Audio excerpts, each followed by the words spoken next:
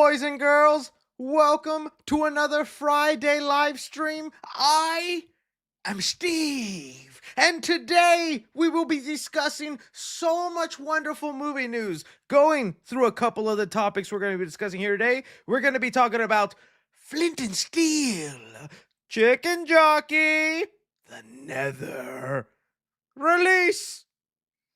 That is an Ender Pearl. I'm Steve. Chicken Jockey. Just so many great movie news, and you're gonna learn to love it, buddy. I see the chat is going crazy. We have all been infected with the... Oh, that was the wrong one. Flint and Steel. Oh, all of us here, just everybody in unison. Do not stop saying it. Flint and Steel. I saw one TikTok emphasizing all the words Jack Black says in that Minecraft trailer, and that's all I've been saying. When I doing the dishes, da-da-da-da-da, Flint and Steel. When I'm in the bathroom, da-da-da-da-da, Flint and Steel. It's up there. It's brain rotted. I'm probably not going to remember my children's birthdays thanks to Flint and Steel. Good old stuff, guys. It is so nice to see your wonderful faces here today. We actually do have a lot of exciting movie news to discuss here today, going through the actual topics we're going to be talking about here. Let me pull them up. All right. Some of the things we're going to be looking at here is we got the official release date for the animated Cat in the Hat movie and the movie it's going to go up against. We got this week, Pixar announced Coco 2 More Loco. Did he get Grandma's reboot card? Looks like it. The Minecraft movie just officially revealed their meal, and you know your boy's gonna have to go and get it. We're gonna look at that. The Texas Chainsaw Massacre, this was just revealed moments ago. We got an idea of who could star in the movie, who could direct it, and whether it's too good to be true. Then we also got told this week, Spider-Man is gonna have a female villain. Not just that, it's gonna be the main villain. Oh, I wish Spider-Man had something as catchy as Flint and Steel. But I can't think of it. Just Pizza Time. Just doesn't have the same ring. I love Pizza Time. Just doesn't have the same ring, does it? Okay. So let's see. How are you guys? It is so nice. I saw a feature where it said have it so only subscribers can be in the chat. Turned it on, so sorry if you were one of those weirdos that didn't want to subscribe but were participating in the live stream. Kind of monster are you, buddy? And here we go. Everybody here in the chat, now I know you are dedicated subscribers. That's right. You, Venomzilla. You, Josh Games. You, Cool Dugo. You know what? Let's just block him for the heck of it. Just kidding. We're not going to do that. We're going to have fun. We're going to enjoy ourselves. A lot of good stuff to talk about here. So, well, let's just get into it. Sooner we get into it, sooner I get into your viewer submitted questions, buddy, oh boy. Okay, so let me take this off here to the side, and we will dive right in, as they like to say. I don't know how Jack Black lives doing that voice all the time. That's how he lives his life. Honey, did you buy the milk? Wow, skadoosh. Skim, 2%. I like it. I would get exhausted. But hey, his wife must love it. Okay, enough of Jack Black's amazing voice. Let's just get into our first topic. Okay, so I don't know how many of you guys have known, but a Cat in the Hat movie is on its way. It's coming. It's happening. And we just got revealed the official release date for this movie. Okay, so here we have it. Cat in the Hat will now release in theaters 1 week earlier, from March 6th, 2026 to now February 27th, 2026. The cast includes Bill Hader, who will be voicing the main cat, Quintina Brunson, Bowen Yang, Sochi's in it. Sochi Gomez, America Chavez, Matt Berry, and Paula Pell. Okay, so pretty cool. I mean, I'm looking forward to this. It sucks that one movie, ironically being The Cat in the Hat, ruined the live action adaptation possibility for these Dr. Seuss properties. I still think How the Grinch Stole Christmas with Jim Carrey. Hilarious. Absolutely funny. Every year I put it on around the Christmas season, I am dying. 5 o'clock, dinner with myself. I can't cancel that ticket. It's always there. Just like Flint and Steel. And here with this Cat in the Hat, it's so much stuff. I can't even begin to start quoting the movie. I'll get you, and it'll look like a bloody accident. Honey, it was ruined when she bought it. Oh, so many good stuff from that movie. And I just did not appreciate the hilariosity behind it. But now, it is the reason we are only animated in the Dr. Seuss department. So, hey, this movie is probably not going to have the same humor as that last film. One would hope. Not going to happen. But, hey, I'm still interested to see it. And Bill Hader, I love Bill Hader. I think he's absolutely funny. I wonder how he would work as Cat in the Hat and what his voice is going to sound. If it's just going to be his regular voice, I'm fine with that. Not a lot of actors can pull that off. Bill Hader, he can do that okay. But the other interesting thing is it looks like it'll be, oh, sorry about that. It'll be coming out the same day as Scream 7. Scream 7 now shares a release date with the cat, Mr. Hat. And I don't know who's winning that fight. Actually, I do know. I think it's going to be the cat. I think the cat might end up winning the fight. And we had a similar face-off years ago, back when Scream 4 came out. Oh, my favorite Scream sequel. Okay, I love this movie, but it suffered at the box office. And the reason it suffered was for a devastating, dark, and sad movie named Rio. That's right. Some of you might not know this. Rio also released the same time as Scream 4. And what did everybody go see? That bird with the dog and the toucan stand. I don't remember much of Rio. I don't know if I like this movie, if I'm being honest with you. Some of you right now are going to hit me with, Chris, this was my childhood. This is my movie.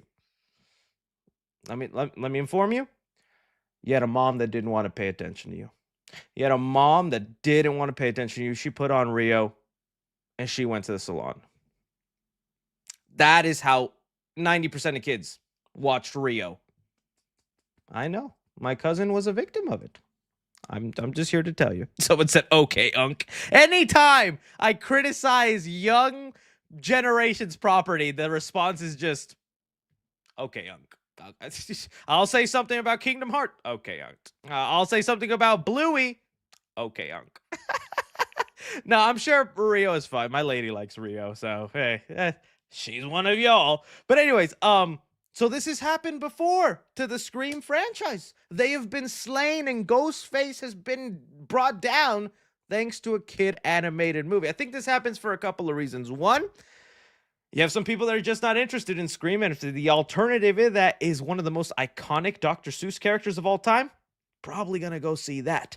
Also, Scream, as much as a big property it is for people like us, and even with all the controversy and stuff, put that aside, Scream still isn't like the gigantic money maker we think it is. This is still a franchise that like maxes out at like the 190, 170 mark worldwide of $100 million. Dr. Seuss can max out anywhere from like the 300, possibly $1 billion, depending on the quality of the movie, right?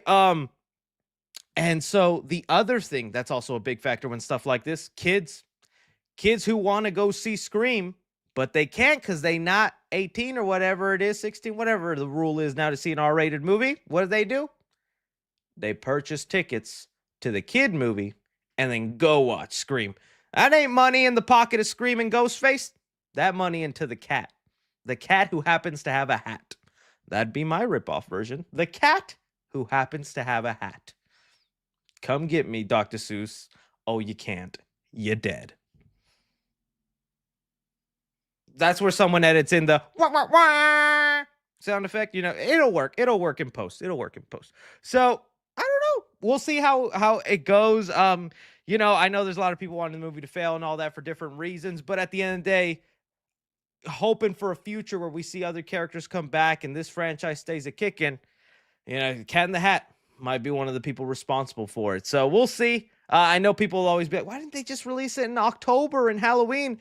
It's a little marketing strategy they got. It's a little return on their investment because the movie will come out early in the year, make its money there, and then by the time Halloween hits that same year, ooh, guess who's renting that movie at home while there's trick-or-treaters coming?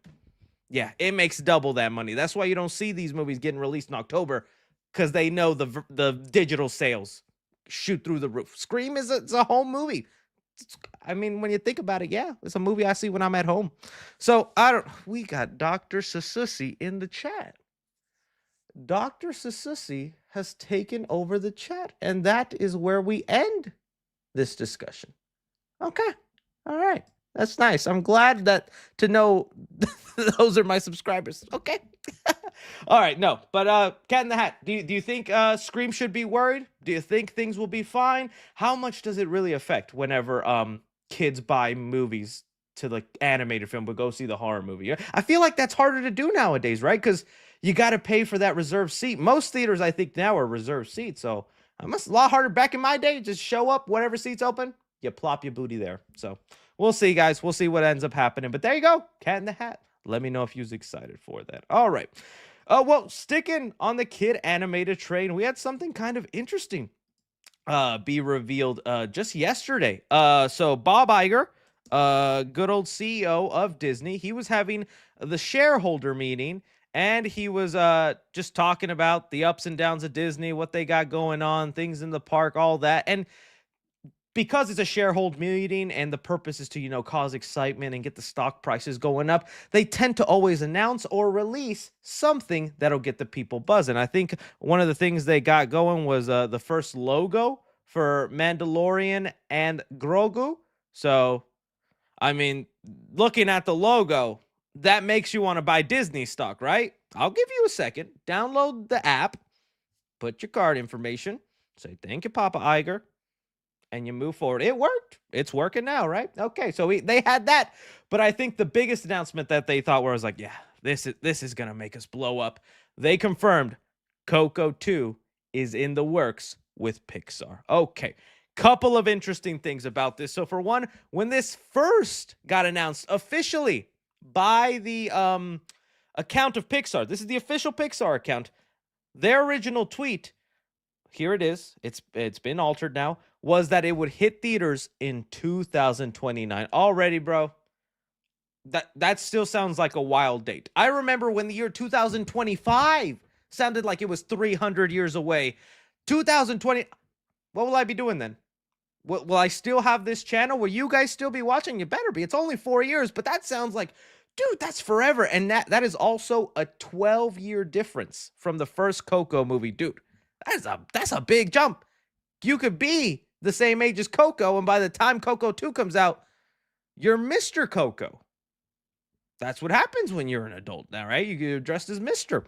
Okay, Coco isn't one of like my favorite Pixar movies, but it's one I absolutely loved. Made me cry like a baby. All the Hispanic heritage stuff obviously hit me because I could really relate to it, and it was just nice for them to shine a light on it. But I did also think of it as one of those Disney movies or Pixar movies that I was like, it felt very one and done. It's like, this was a beautiful story, really good.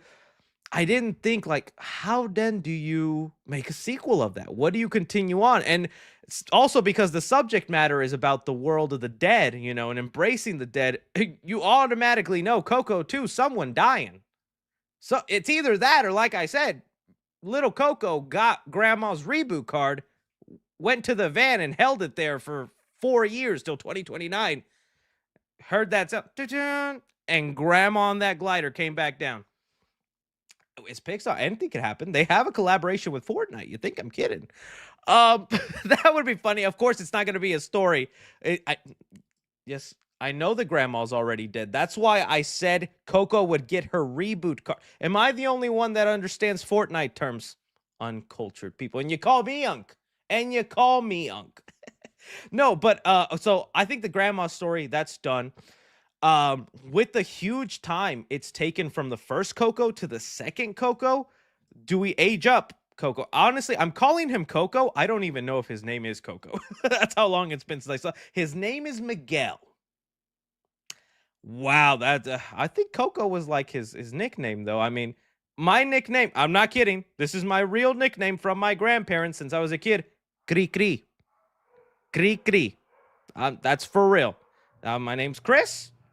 But my grandparents would go, "Kri kri, take that Pixar if you want." Spin off of Coco and his cousin Kri kri. That's what they would call me. Um, Coco was the grandma.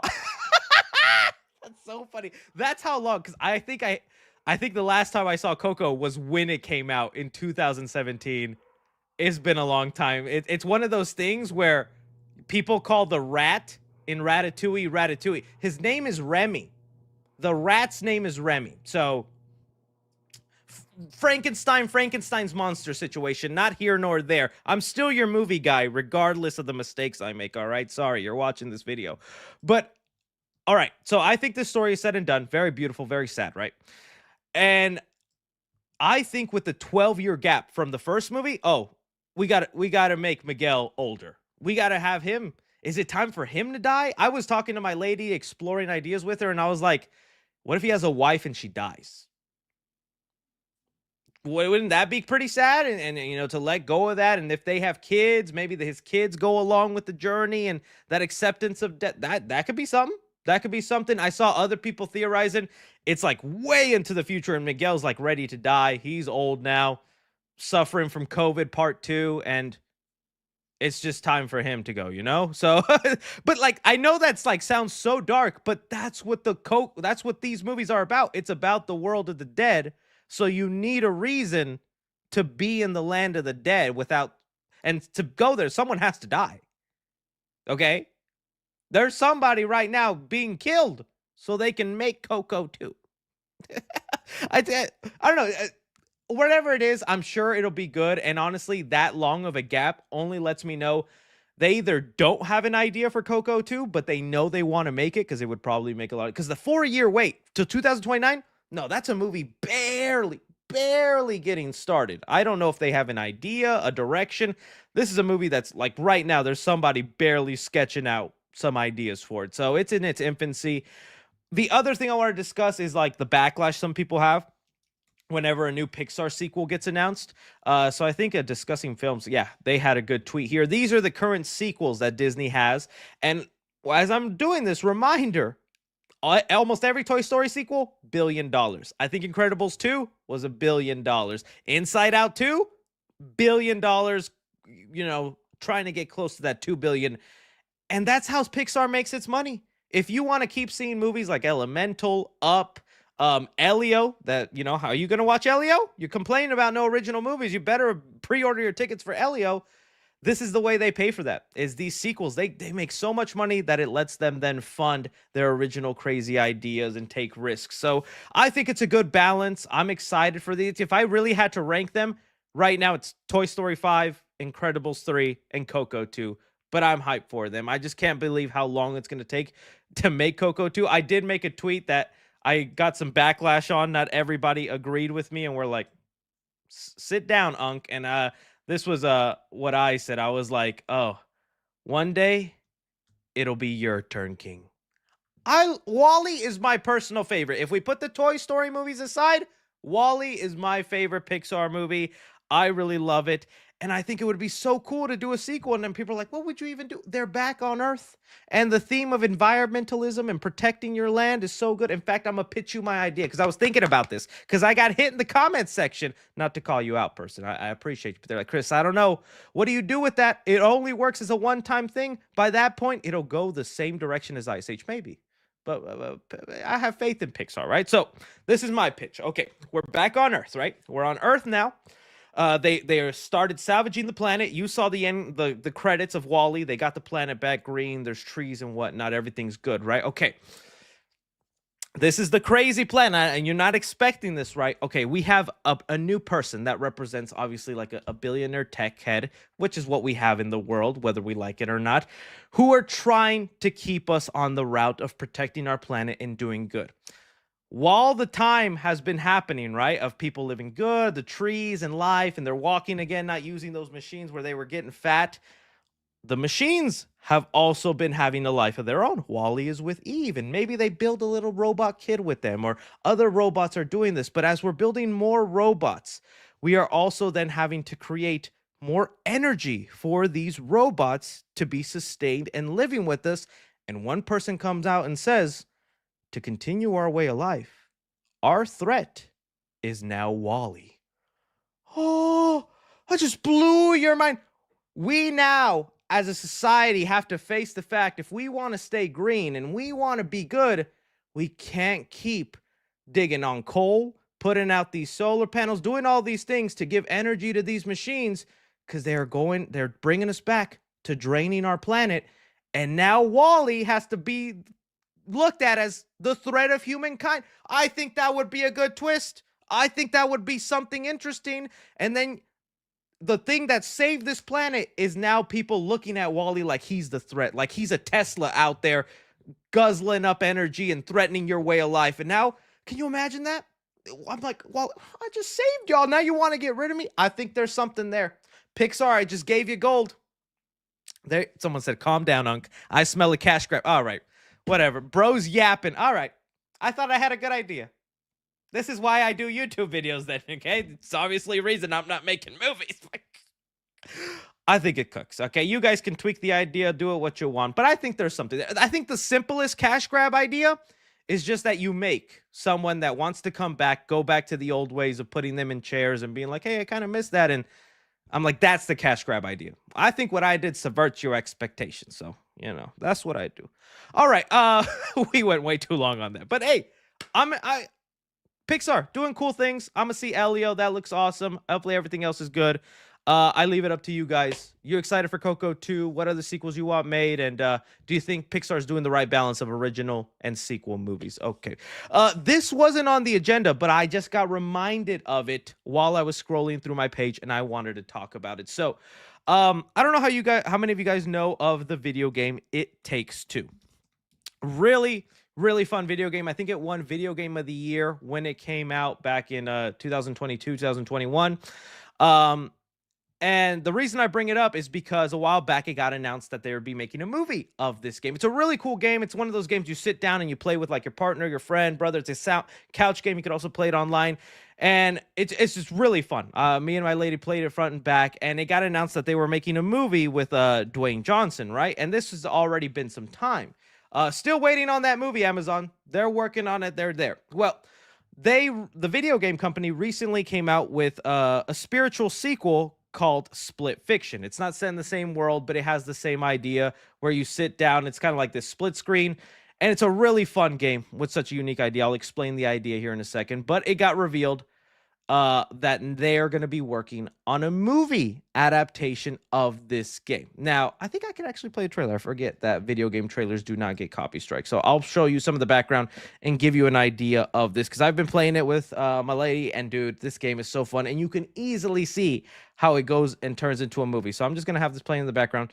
But basically, this takes place in like a future world where a couple of authors go into this high-tech company, and they get inside these like bubbles, and in these bubbles they get to experience the stories that they've written.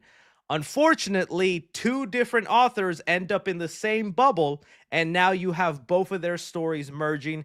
And so one writer does like fantasy books, the other writer does all these sci-fi books, and now they're mishmashing these worlds like this. So you go into a sci-fi world, you go into like a Lord of the Rings kind of looking world, you're jumping back and forth, and they're just having to go through the stories they've created and find their way out. There's more to it there, but it's really awesome. I think this would be so cool. I love the idea of this happening, but I am just still waiting, like I said, for the Split Fiction. Here's the bubbles that they get in, and then they accidentally get trapped in some. It honestly plays like such a great movie, and the potential for what you could do could be so awesome. Because you could have just think of like Tron and like Lord of the Rings into one movie. Blade Runner and Game of Thrones, one movie. I think it sounds cool. I like the idea of this. I just wonder who's going to get it. When's it going to come out? Because like I said, the Dwayne Johnson one with It Takes Two has been in the works for like, I don't know, 3 years, and it still hasn't been released. I don't know if it's going to be fully animated. I would kind of think so. There's a lot of animated parts in that video game. But yeah, it's just something I want to bring up for my Split Fiction fans and just bring y'all aware of this. If you have a lady and you just want to have fun, trust me, my girl's terrible at video games. She could still manage with this, and you have a lot of fun. If anything, if they're terrible, it makes it that much more fun, because you're just watching them struggle to just jump on a platform, and you're like, How does she put her shoes on in the morning? Oh dear. Oh dear. No, good stuff. Good stuff. Wanted to bring that because I do like the video game and all there. And also, it's a bidding war, so hasn't been decided who gets the rights. Amazon won the It Takes Two, so I'm assuming that'll just come out on Amazon Prime when it's ready. Maybe a theatrical release would be awesome. Amazon sometimes does that. For Split Fiction, I would like a theatrical release. These movies would be so cool if they get released theatrically, but hey, on streaming, that could be fun too. That could be fun too. All right, let's move on now to the next topic we had. Minecraft, Flint and Steel. Okay, you guys know Minecraft is quickly approaching, and for a while there, it felt like Warner Brothers is a new poster that came out. It felt like Warner Brothers had slowed down on the marketing of the Minecraft movie. Like they were saying they really believe in this movie. They think it's going to be a giant hit, and I'm still a believer, even with the backlash. Potential for $1 billion film. Potential. We'll see though, because I think right now the box office earnings seem average, but still pretty good. So with that, I was like, man, marketing's gone quiet. Well, something happened just the past couple of days because it went full throttle. A lot of things have been happening, and one of those includes one of my favorite things that happens in media, a food tie-in promotion. You guys know my history with this, okay? I love food tie-in promotions. Let's go back to the pizza from the Batman. One of the coolest things to ever happen with Little Caesars. They had a pizza in the shape of Batman. That was so cool, especially since I like Little Caesars. Okay, I don't care if you think it's disgusting. I used to think that, but it pretty busting, right? We had that. We had what were some of the other colors? We had the Spider-Verse Whopper. That was crazy. That was such a fun video too. We had the Spider-Verse Whopper that was red. That was a lot of fun to make and try. It just honestly tasted like a regular Whopper, but it was still cool to have something turn your insides a different color, you know?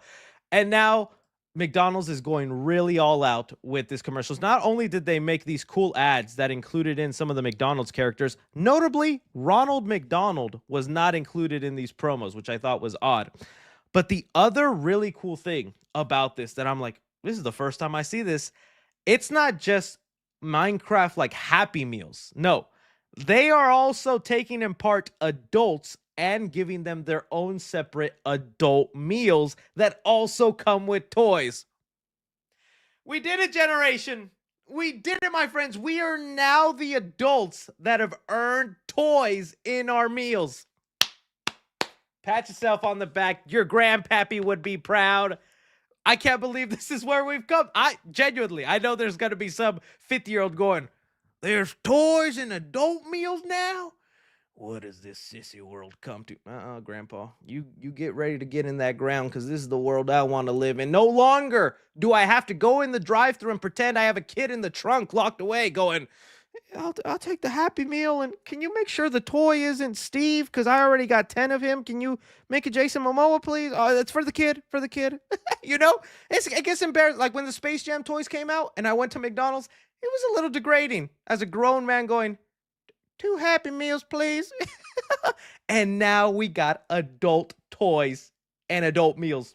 Hallelujah. So let me go through the promotion here for you. Let me see if I can find the exact way, that because there's a lot more attached to it. Lets you know how big of a meal tie-in, and that way you're prepared. This is also a promotion that is in the US and the UK. So I saw a lot of people confused thinking it was only the UK because IGN for some reason only talked about the UK promotion, but no, it's part of the US also. This right here is a person, as you can see from their icon, who works for McDonald's, and they broke down everything involved. So again, I want to talk about just the fact that Warner Brothers, because I don't know who paid for this. It was probably Warner Brothers. I doubt McDonald's did this, but maybe they did.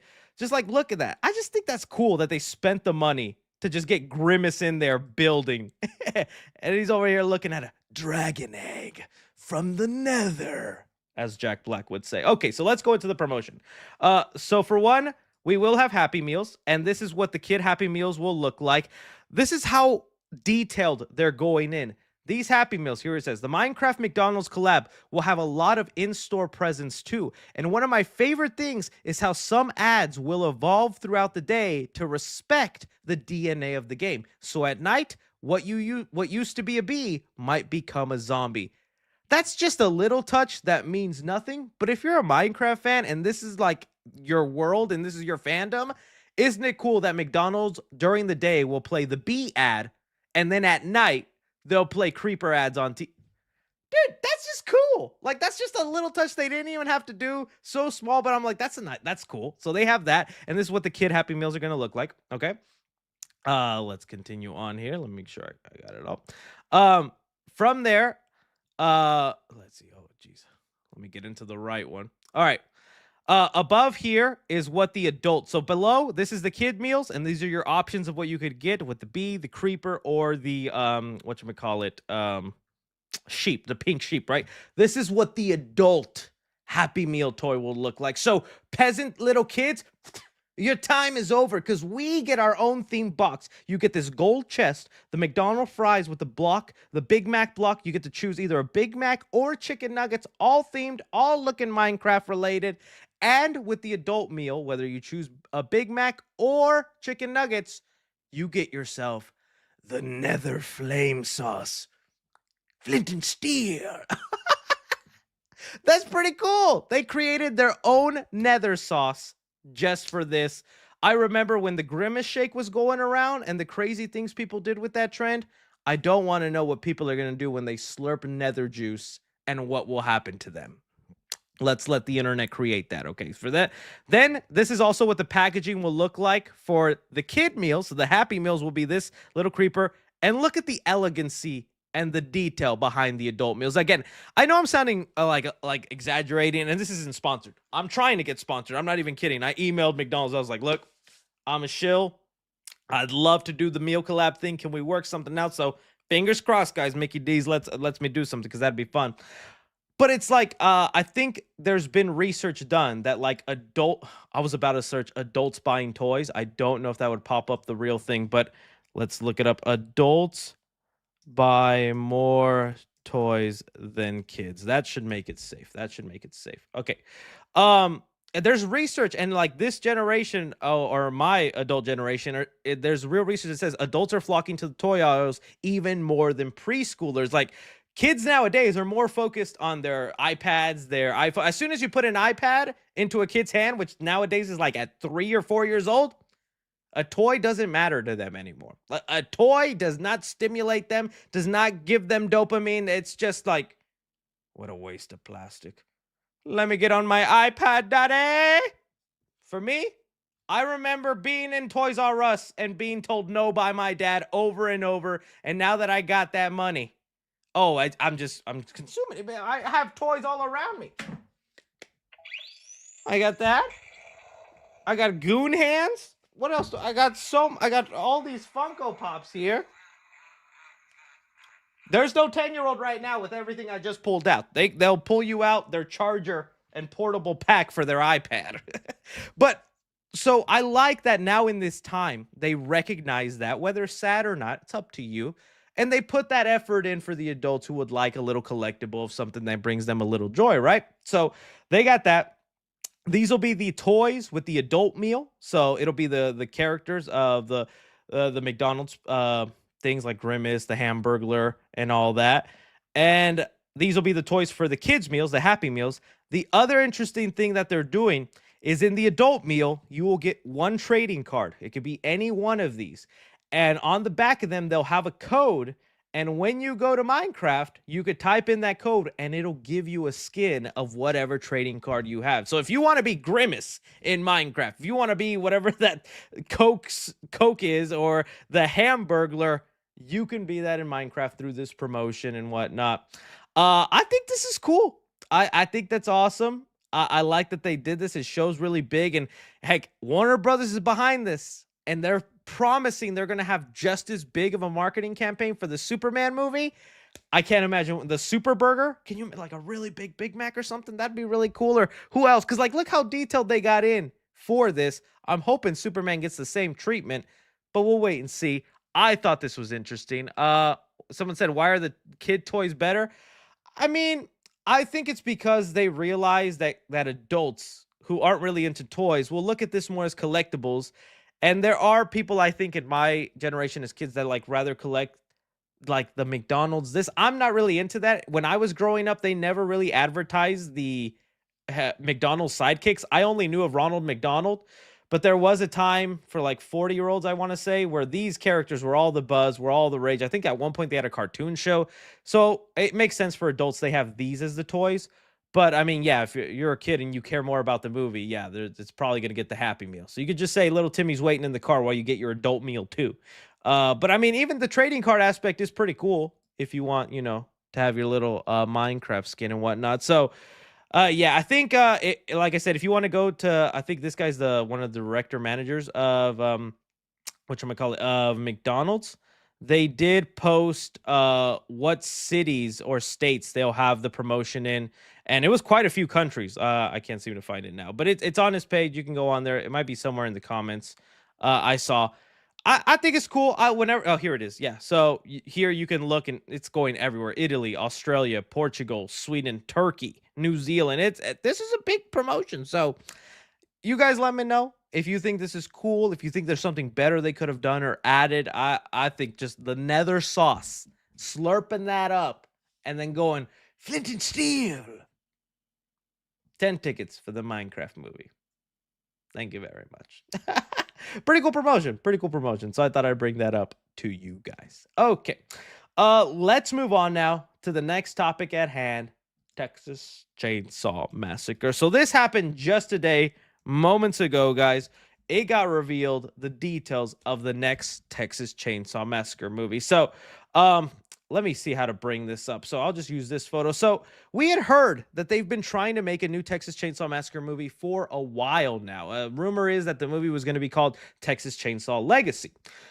It would not be connected to the Netflix movie, even though apparently that did really good numbers on Netflix, and Netflix was interested in making another movie. But whenever they got the rights to that movie, because remember it was during COVID times and all that, so it sold to streaming instead of going to theaters, Netflix didn't in their contract put in rights to a sequel, so they had to rebid on the movie, and they didn't want to do that apparently. Anyways, what we had heard last about what they were going to do with this movie is that it was going to revolve, again, brand new story, and that it was going to revolve around Leatherface's family, where right next to them on their land, they were going to start building a community for like rich people. And it would be like a little area, a couple houses and whatnot. And then the rich brats that live there start messing and bullying and doing things to the Leatherface family. You were like going to really learn to hate the rich people that live there. And then it would become Leatherface's family decides to hop that fence and just go crazy on them, right? That was going to be the plot. I thought it sounded fine. I was like, okay, maybe that could be fine. We'll see how it goes. If I'm being honest with you, there hasn't been a good Texas Chainsaw Massacre movie since probably Texas Chainsaw the beginning, or just Texas Chainsaw, whatever, the 2003 and 2006 movie. Those were the last good Texas Chainsaw Massacre movies. Okay, Leatherface, Texas Chainsaw. What was that one? Was it called just Texas Chainsaw or whatever on Netflix? The only good thing about that, I thought, were the kills. The kills were actually cool. I still think it's so funny that they recreate the ending. I gotta. Oh no, maybe it'll get me striked. But okay, I have to bring up this parallel. Texas Chainsaw Massacre ending, right? So this is the ending of the original Texas Chainsaw Massacre that I thought was like a brilliant, iconic ending. Girl running away. She gets inside a car, right? In a truck, and Leatherface is trying to chase her. And because it's a car, he's not fast enough, and it's all that. And it's like, oh, Sally got away, all good. And it's really iconic moment, right? She's like laughing hysterically because she's like, I just got away from a murderer, da da da. Like, really cool scene, cemented in Hollywood. Like, when people think of Texas Chainsaw, they think of this scene with Leatherface just going crazy, right? So when the Netflix movie came out, they're like, we got to modernize that. And we got to recreate it. And Lord have mercy, what they did. They get in a self-driving vehicle, a Tesla. Leatherface happens to grab the cousin. I have to pause it here because it gets graphic. Cuts off her head. And because it's a self-driving vehicle, it's driving by itself away while she's screaming for her cousin's life. Just... That was so ridiculous, but I also think it was kind of brilliant, man. There's no one driving the car. The car's driving itself, and she's just in the sunroof recreating. I don't know if that's brilliant or dumb. It was kind of crazy. Like, just the fact they went that wild with it, I thought was hilarious. Just a Tesla driving you away, taking you to your destination now, and then recreating the moment. Hey, they attempted it. They tried, right? Anyways, Well, it looks like that plot that I just told you about for the possible movie is not looking like what's going to happen. And today we got the first details. Believe it or not, Glenn Powell is looking to be the possible star of this next Texas Chainsaw movie. And right here, this would be huge news for the franchise because Glenn Powell, who's currently a rising star and has a lot of buzz going around, he would instantly shoot the movie up to guaranteeing making some money that weekend. Here's the other details we got. These come from Deadline. It says here, a new Texas Chainsaw Massacre film is in development. Lionsgate, A24, and Neon are among the studios interested in the film. J.T. Molnar, this is really exciting part, who directed last year's Strange Darling, one of the many eyed to write and direct the project. Glenn Powell is interested in producing and possibly starring in the film as well. Okay, so let's talk a little bit about this. For one, I thought Glenn Powell was the most exciting part of this news story because I was like, not even because I'm a giant Glenn Powell fan. I like him as an actor, and I think he does find enough work. He was good in Twisters and the Top Gun Maverick movie, and he's going to be in that new Edgar Wright film, Running Man, the remake of the Arnold Schwarzenegger one. So I was like, okay, cool, I like him. To me, the real exciting part was the director J.T. Molnar because he made one of my favorite horror movies of last year. I think it was like number 2 or number 3 for me. Strange Darling. If you still have not seen this movie, highly recommend it to you. Really interesting. It's a cool movie. It's divided into 6 parts, and the movie is told in non-linear order from those 6 parts. So you're watching it, and you can start with part 3, then it jumps to part 6, then to part 2, to part, and as you get every piece of the puzzle, the story gets more and more intriguing, and great performances all around.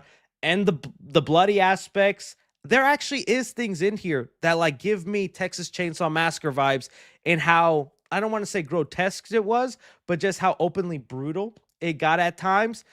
This would be a great director to helm a Texas Chainsaw Massacre movie, and to have a star like Glenn Powell, like, dude, yes, this would be great news for the franchise. And because it's too good to be true, is probably not happening. I'm just telling you right now, this is too good news for us. This is like tomorrow.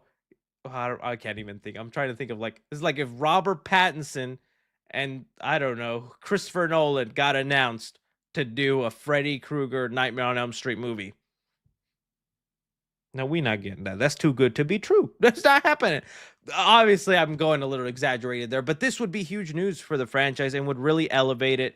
And I mean, with Glenn Powell attached, yeah. And you know, A24 has been talking about in articles lately how they want to do more IP stuff because they make cool movies. I just saw Death of a Unicorn, going to give you a review on that this weekend.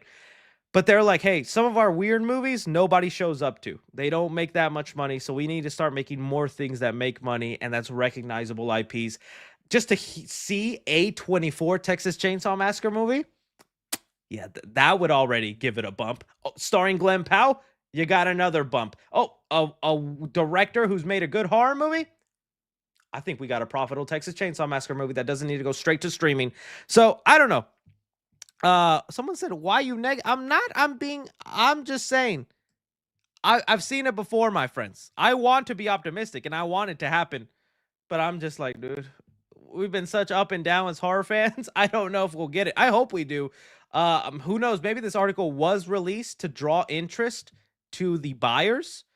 Because this is going to get a lot of people buzzing. They're like, see, people are going crazy for it. They would love this idea. So now Lionsgate throws out their money. A24 throws out their money. Starts a bidding war. So either way, the movie is going to be happening. In fact, let's go to Bloody Disgusting that had more details from the owners of Texas Chainsaw to let you know they're trying to get this going. So even if it's not with Glenn Powell or that director, it's happening with somebody and it's going to be about something. See, it says here,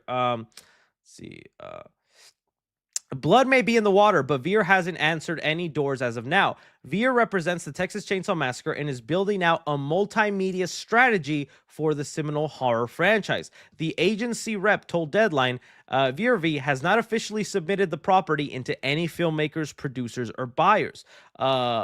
Because this is such a hot and iconic horror property, packages are preemptively being brought to Verve. So Again, this could just be to stir some buzz, get people talking, maybe get the right people on board. I think it was funny that like Glenn Powell and Sydney Sweeney, since they had that one movie, the Anyone But You on Sony, and they were like, we'd work again on something low key. Sydney Sweeney as a final girl, that'd be pretty cool. With Glenn Powell trying to save her, that'd be pretty cool. I mean, I'd watch it. I liked her in that one movie where she was a nun. Can't you see this woman's a nun? Some more Jack Black quotes there for you. Some more Jack Black quotes there for you. So, I don't know. You guys tell me, do you think this will end up happening? I'm just trying to keep myself in check because this sounds so good to be true. Like, this is news I would love for Friday the 13th, for Nightmare on Elm Street, heck, for Scream. If these same people, Glenn Powell, that director, were attached, I'd be like, that's great news. That's awesome. Let's have that happen. And because it's such great news, we know something dire's headed our way. And also just because it's been such a string of bad Texas Chainsaw Massacre movies to randomly we just get a really great one. I guess that is how it happened for Saw X. So it has happened before, right? I mean, but hey, there we go. That's where my negativity comes in. Saw X, we just had a great Saw movie, promised another one, and what happened? Franchise as of right now is dead. You can't be too excited as movie fans, buddy. You can't be. You can't be. So, you guys let me know. Are you happy with this? Do you like this? Who else should be attached to the movie? You also have to be realistic with budgets. I thought Glenn Powell would be somebody out of the price range for this movie, but I guess he's still kind of in his startup phase, that he's not fully Hollywood, because you can't bring in a Chris Pratt. You can't bring in a Ryan Reynolds. Not that you would want them in the franchise, but a Chris Evans. You know, they're so up there, and I think that is where Glenn Powell is headed if he continues on. But on his stop there, he can have a little Texas Chainsaw Massacre movie. You guys let me know. You guys let me know. Okay.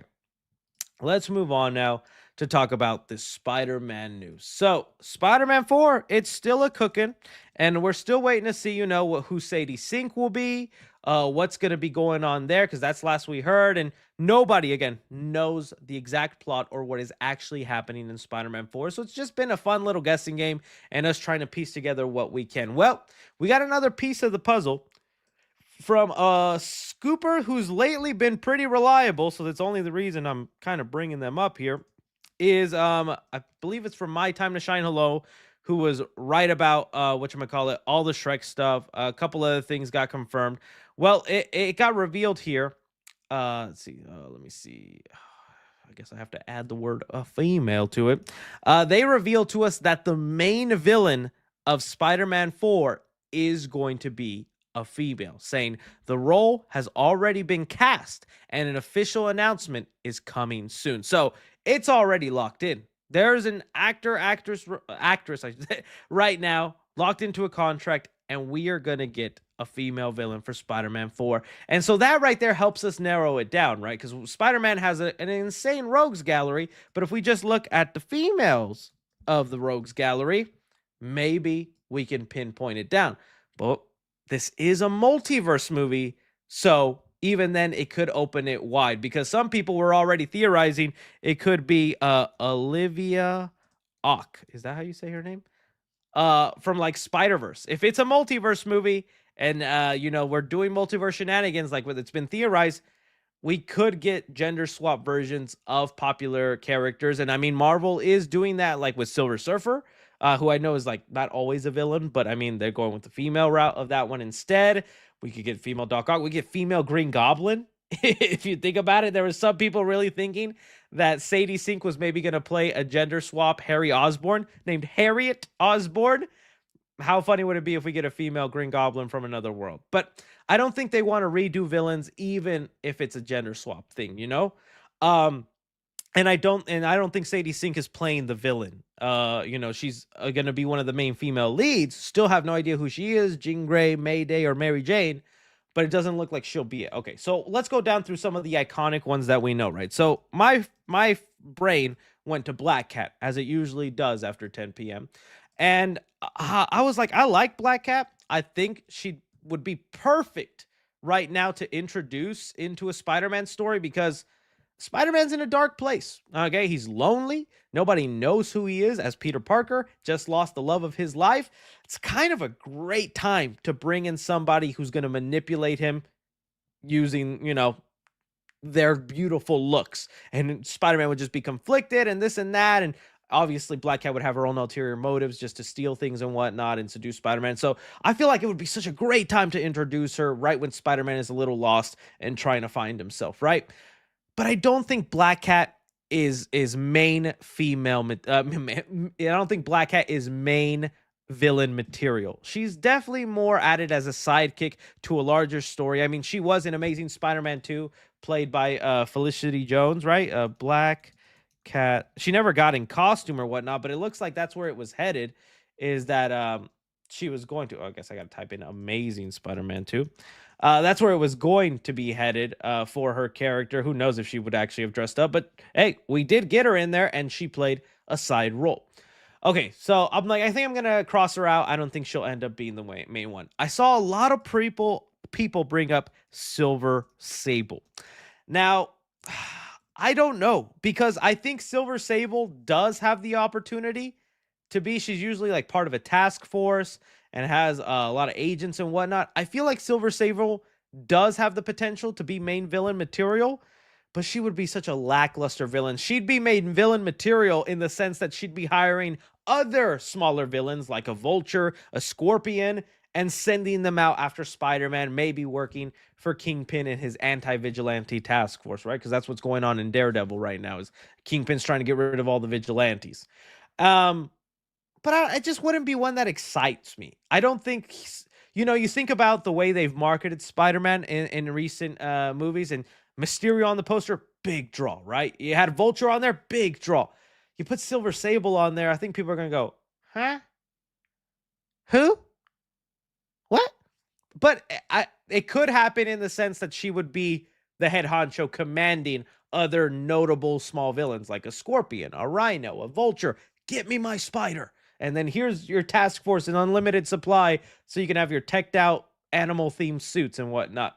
That could happen, right? Well, there's a new rumor going around that isn't, I guess I should say it's more of a fan theory because there hasn't been any credible stuff. But during the Secret Wars run, there was something called Spider Island.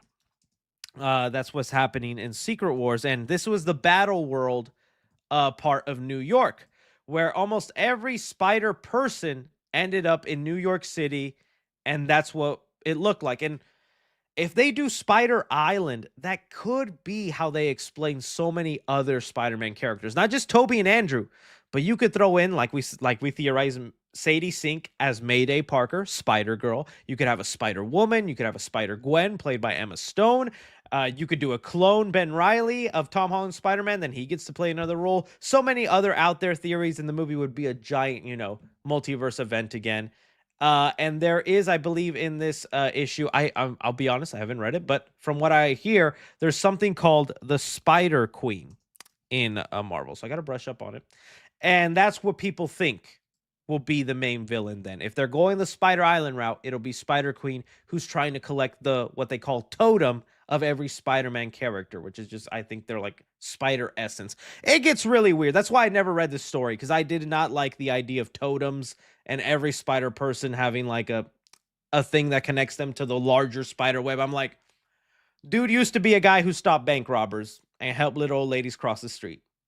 Now we got spider totems. Okay. All right. That's fine. That's fine. Right. So, that's a possibility, maybe someone in the multiverse, kind of Moreland style, going in and just taking the lives of all different Spider-Men. And if they're all in one location, like New York, that could happen. But again, it's not a notable character. It's not someone you can slap on a poster and people go, oh, Spider Queen. I think more people were excited for the fact of Noel than like Spider Queen, right? But Venom 3, I don't think did amazing enough for Sony to be like, let's make Noel the bad guy, unless they do a female Noel. Nolita? You dirty girl. Leave those spider people alone. So, that's right now is the thing going on right now. I do think this is a very wise comment. Yes. Meow, meow, meow, meow, meow. Meow, meow, meow, meow. Meow, meow, meow, meow. Meow, meow. Perfectly. I couldn't have said it better myself, honestly. I think that's really the route they will be going with this movie. Same. I just want Scorpion and Spider-Man 4. We're like, the only other thing that like seemed pretty certain was the actor who played Shocker in Spider-Man Homecoming, he did an interview recently where he's like, you haven't seen the last of me. I think you're going to be seeing him pretty soon. And this would be, again, supporting the Silver Sable theory of her like getting lower but notable Spider-Man villains, hiring them and going after Spider-Man, getting the Shocker, Vulture, and all the Scorpion. I'd be okay with that, and you could still make Silver Sable the main female villain because she's the one sending the boys out to get the other boys. So I don't know. You guys let me know on what you think about this, your theories on who it could be. I know there's a wide variety. I saw people really joking that they're going to make Madam Web the villain. That would be so funny if they do that. They just bust out actual Madam Web or just Dakota Johnson Madam Web. I still laugh my butt off at that ending pose with all of them there. And the ghost of Madam Web from her chair float, because that's what's happening. Somewhere Madam Web is alone in an apartment and her ghost is just there with the ladies. Oh, somebody didn't put the brakes on my wheelchair. I'm going down the stairs. Guys, I'm going down the stairs. I gotta go back. 3C ableist? No. We love everybody here. Get that out your mouth. So, yeah. Someone said Silk. I don't know if Silk would be like a villain, though. Silk is usually a pretty, pretty real ally of Spider-Man, I should say. So, yeah, guys, you guys let me know on that. And, okay. That was all the main topics. We hit them like crazy. It is time for us to answer some of the super chatty chat questions, but I know you guys want a sneak peek at the Reddit. It has been nothing but disaster on that page. But let's take a small peek and then get into answering your super chatty chat questions. So let's go. All right, let's begin. Pretty normal so far. Title: Comic recommendation for Chris. Transformers by Dylan. Oh, Danielle Warren. Okay. There's certain characters I do get interested in reading. I never thought about reading Transformer comics. I read the Ninja Turtle comics. The IDW stuff is pretty good. I'll even check out some of the Sonic comics. Transformers, I don't know. I think I would. Do they make sound effects? I would like to read those bubbles. Oh, make it happen. Right here. Wally 2. We don't need Wally. Get rid of Wally. He's taking our energy and ruining our planet. Hey, I'm telling you, I cooked with that plot. I cooked with it. The Ayer cut. Joke went over my head. Oh my goodness. We got some. Okay, let's I gotta put the sound on. Better if it has copyright music, I have to stop it right away. Okay, let's just see for 2 seconds what you guys have here. Dog, diggity dog. Hot dog. I think that's all I can play before I get copy striked. Hot dog. See, people already with the Spider Queen, Anne Hathaway as MCU Spider Queen. I actually would love Anne Hathaway. She would have made a great She still could make a great Black Cat. Probably too big of an age difference with Tom Holland. But hey, I'd see it. She'd be cool as Spider Queen. I wouldn't mind it. Me reading rumor of Spider-Man 4. Huckleberry Finn. All right, good stuff. What do we got here? Some more brain rot. Oh, if it doesn't load in the next 3 seconds, we leaving. Oh, didn't load in the next 3 seconds. Cars 4. I Want You. It's immaculate stuff here today, guys. Chris Farley, Shrek, and Shrek 5. Okay. What is with my internet connection today? The Dawn. Is this canon? The Drippy. Just a black photo. Okay. What happened to my internet? Do I have too many pages open? Okay. My favorite food tie-in. Dang, we might have to stop Reddit today because my internet's slow right now. Yeah. Even Kong is a fan. I'll tell you, even Kong is a fan of the Dune pop. Let's go 240, guys. 240 will get it done. Popcorn bucket. Sneaky boy likes to stick his banana in that thing if you didn't know. But for my boy Kong, I'd take a bite of his buns every day. Bro has 1 per internet. I don't know why. I wonder if my lady's playing Fortnite right now. She really got into Fortnite. And maybe that. Let me bust out the internet on some stuff. Cancel. I just looked at some Kong cheeks. Holy moly. Let me close some of these tabs. Everything eats away. Everything eats away at the Man of Spider. 3C never noticed your lazy eye looking like Jeff the Bozo had a baby with Elon Musk. I don't have a oh, what the heck? I don't have a lazy. I think that was just like an awkward moment. I don't have a lazy eye. Let's examine. I'll look straight at the camera. And no one's gonna Photoshop an excessive crazy lazy eye. This straight as a hawk. Good stuff, guys. I don't think it's there. All right. Where were we?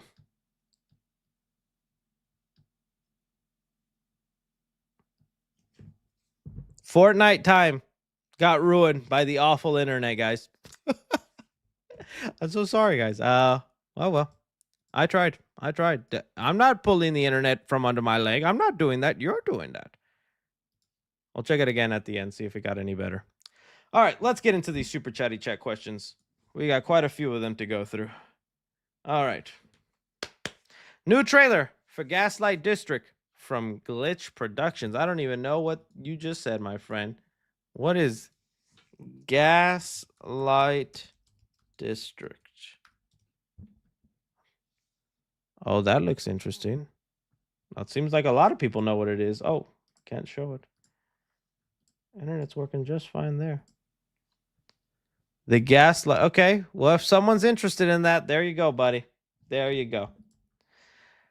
Discussion on the state of Looney Tunes. I think it's wild that Warner Brothers, for some reason, doesn't want to like be promoting it and all that. Like with Disney, we joke around about how like they don't never like really promote Mickey Mouse, but they do have Mickey Mouse shows going on all the time, and he's still very relevant in the parks. I'm like, you have a mascot, Warner Brothers, with Bugs, and you're just locking him away. Why?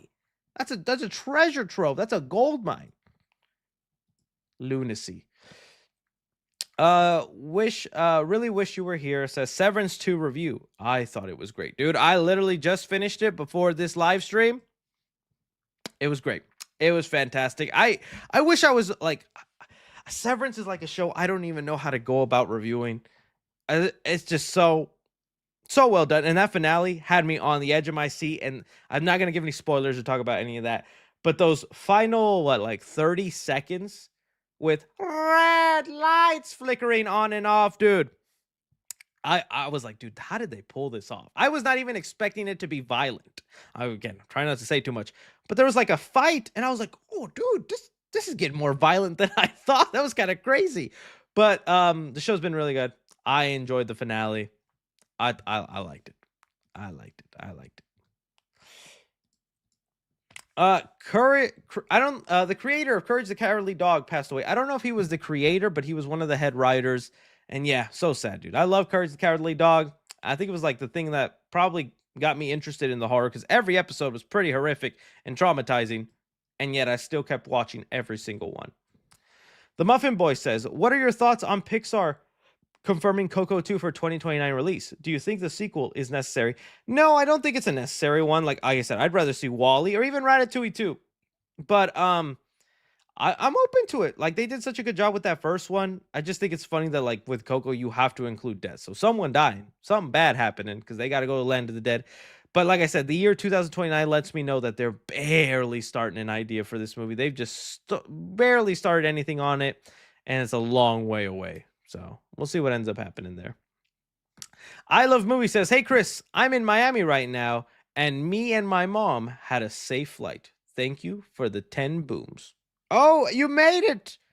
Boom did not go you. Good job, my friend. I Love Movie says, will you watch Dead Meat? Of course. I always watch the Dead Meat Horror Awards. I'd love to be part of them someday if they ever have me. Best award for gooning on screen? That'd be my category. I Love Movie says, your thoughts on IGN's score for the Invincible finale. Dude, I do not know what be going on with IGN. If they just do it for rage bait or what. IGN needs to get like just 2 people. Probably just boy and girl, just to, diversify in that way.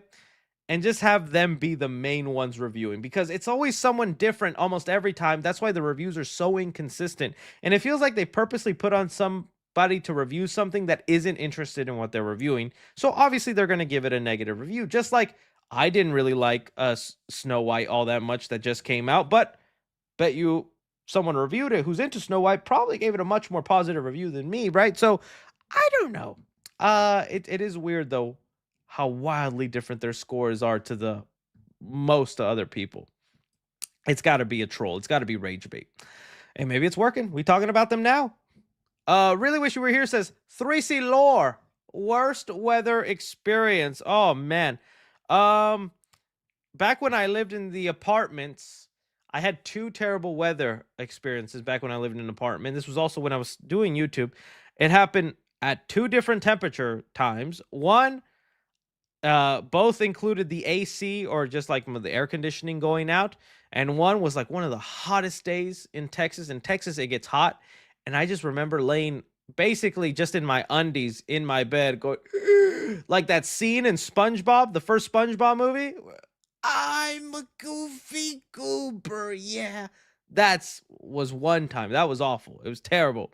And then the other time was the blizzard in Texas. So Texas nowadays, every other year, you'll start to see it when it starts to get cold. Texans get pretty scared because we've had blackouts with our power, and we don't have a good system thanks to our dumb governor. Um, and so there was a time where see, I'm trying to find like a photo or a moment. This is where we were living in the apartments. There, they got to go outside the doggies. They were having fun and whatnot, but it was snow everywhere. And well, we ran out of power, and all the food that we had went bad in the fridge. We had nothing else left, and we were cold too, freezing our butts off, and we were hungry. And it was also DoorDash had like DoorDash, Uber Eats. They had like stopped drivers from working because it's a safety hazard, and I totally understand that. And so you couldn't deliver any food. All our food went bad because there was no electricity in our fridge and things like that. We had nothing to eat, and I was like, "Babe, I'm hungry. We got a 7-Eleven. That's maybe like a 5-minute walk. Let's just do it." And this was dangerous. Okay, I know you're like, okay, whoa, you walked in some snow. No, it all the roads icy, terrible, and Texans when there's ice on the road, we don't know how to drive. We can't drive anymore once that happens. And so my lady and I, we took a walk to the so you can see what had happened. February 15th, 2021. Um we took a walk to the 7-Eleven. And you know the funniest part, I'm not even kidding, this has actually happened. We get to the store finally, right? And we're like, okay, what we could make ramen. We're trying not to buy stuff that needs to be refrigerated and things like that. Maybe stuff that we could just heat up on our own. Just supplies to like make sandwiches and things like that. And I was like, I had a portable pack. I was like, I could heat up some ramen, do that. We could do this, that. But we really didn't want to make the walk again because as we were walking to the store, we had to keep turning our backs and looking at the street because cars were sliding and crashing. And if a car's headed our way and it starts sliding, game over for us, right? So it was a pretty dangerous there because it was like the whole walk is like right by a street and all that. And any car could just come sliding if they weren't driving right. So we meet a guy there, and like I just, my friendly self, just being a friendly guy that I am. I just mentioned, I was just talking about like, dude, it's crazy storm right here. It's like, yeah, I gotta get food. We got no power. Da, da, da, da.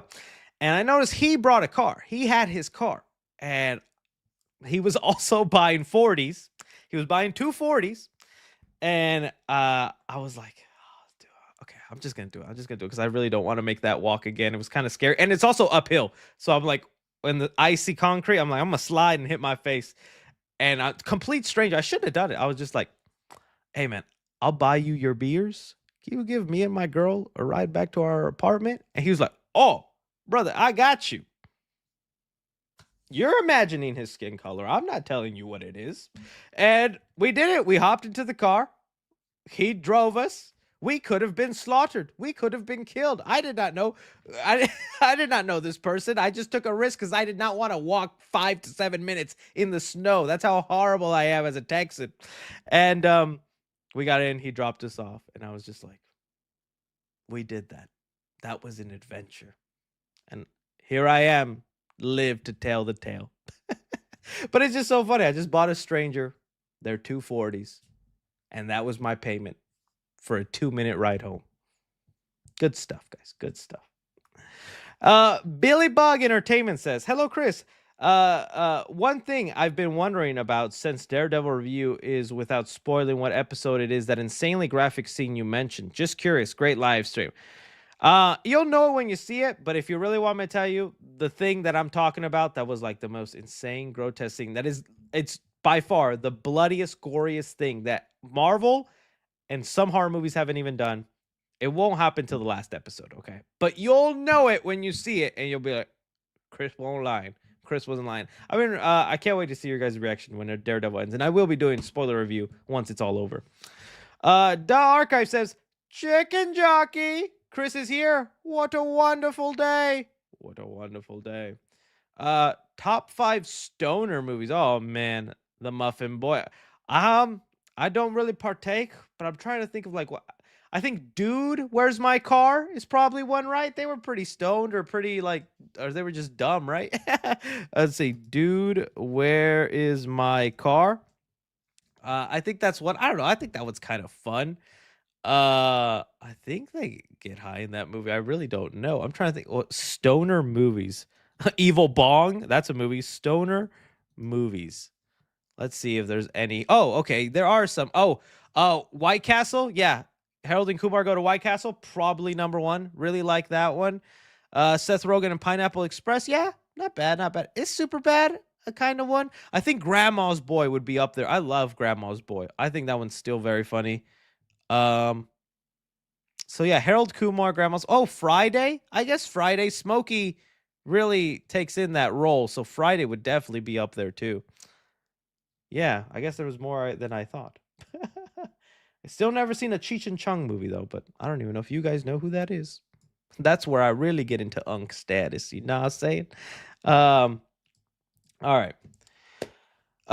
Lewis Kirk says, I'm surprised that Coco 2 is actually happening, but hey, I'm excited for Elio. Really wish we get a sequel to A Bug's Life. Here's hoping it happens. Dude, wouldn't be surprised also, man. And like with the 12-year gap for Coco, why not do a 30, 20-year gap, whatever it is?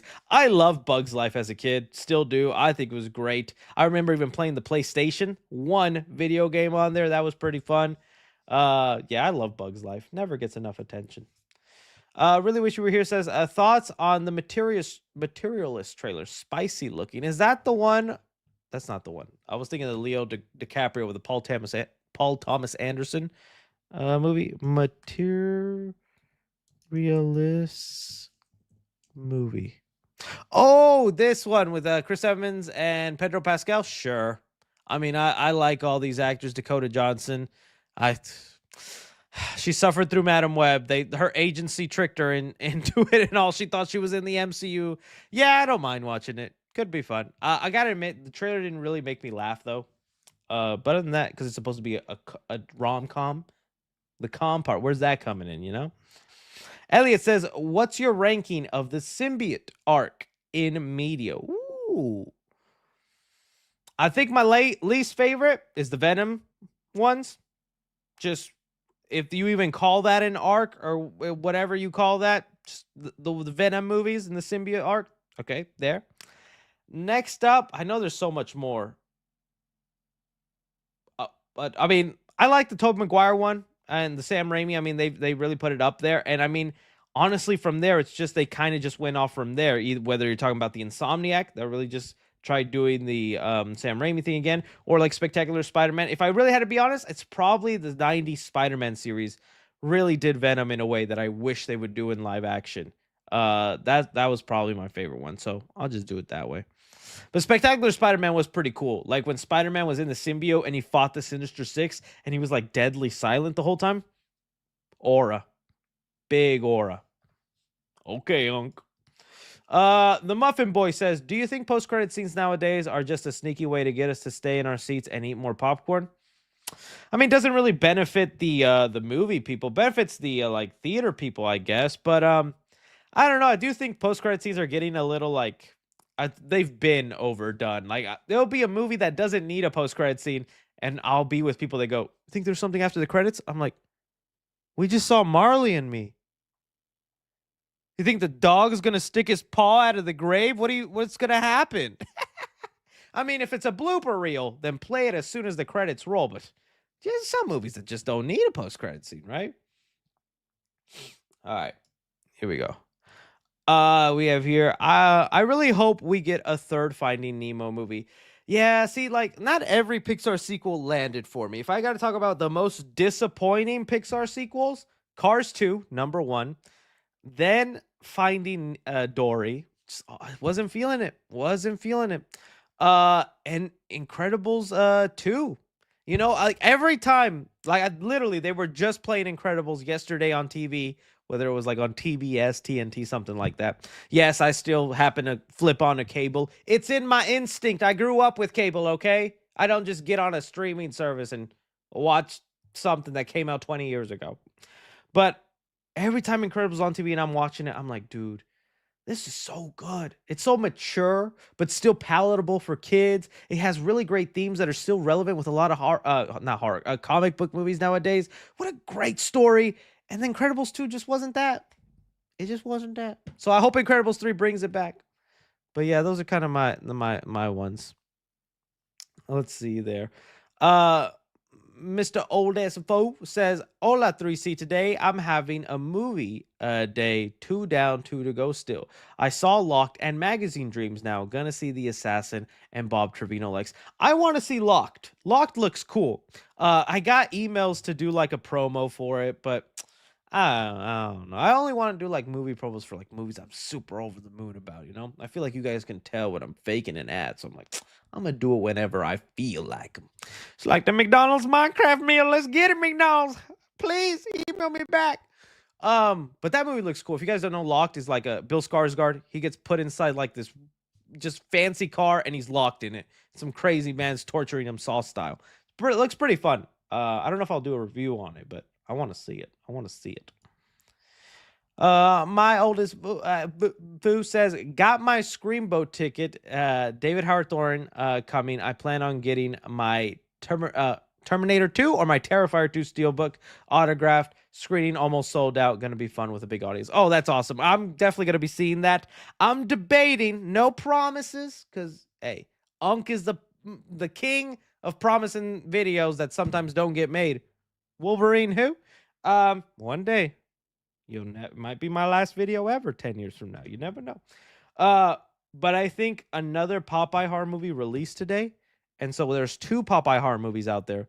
I was thinking about spending my time watching them both, unfortunately, and then telling you lovely people about it. But I don't know yet. I don't know if I want to commit to that torture. Some people mistake the fact that I love trashing on these like terrible childhood horror movie characters that I love these movies or that I'm rooting for them. I had a comment like that for my Snow White review when I was like, you know, I talked about how disappointed I was with Snow White, and I got a comment saying, oh yeah, but you talk about Winnie the Pooh killing and Peter Pan. I know what kind of movies you like, so your reviews mean nothing. Who said I like that stuff? It gets views and I love trashing on some stuff. Let me do it. You guys are such bullies. Freddie says, Papa 3 meat. I Love Movies says, the Minecraft movie will be peak cinema. Flint and Steel. Chicken Jockey. The Nether. Coming in hot. An Ender Pearl. I got to figure out how to make a McDonald's order like that. Nexus Fuel says, what if instead of Minecraft, it was called Freecraft, and instead of mining you... Is that your only super chat, Nexus? That was... Okay. Insane says, Chicken Jockey. Mr. Old Ass Boo says, my birthday was this past Tuesday. Now 24. Woo! Now you'll be 28 when Coco 2 comes out, man. Think about that. What does that do to your psychology? Your epirendium. That's not a part of the body. I made that word up now. Happy birthday this past Tuesday.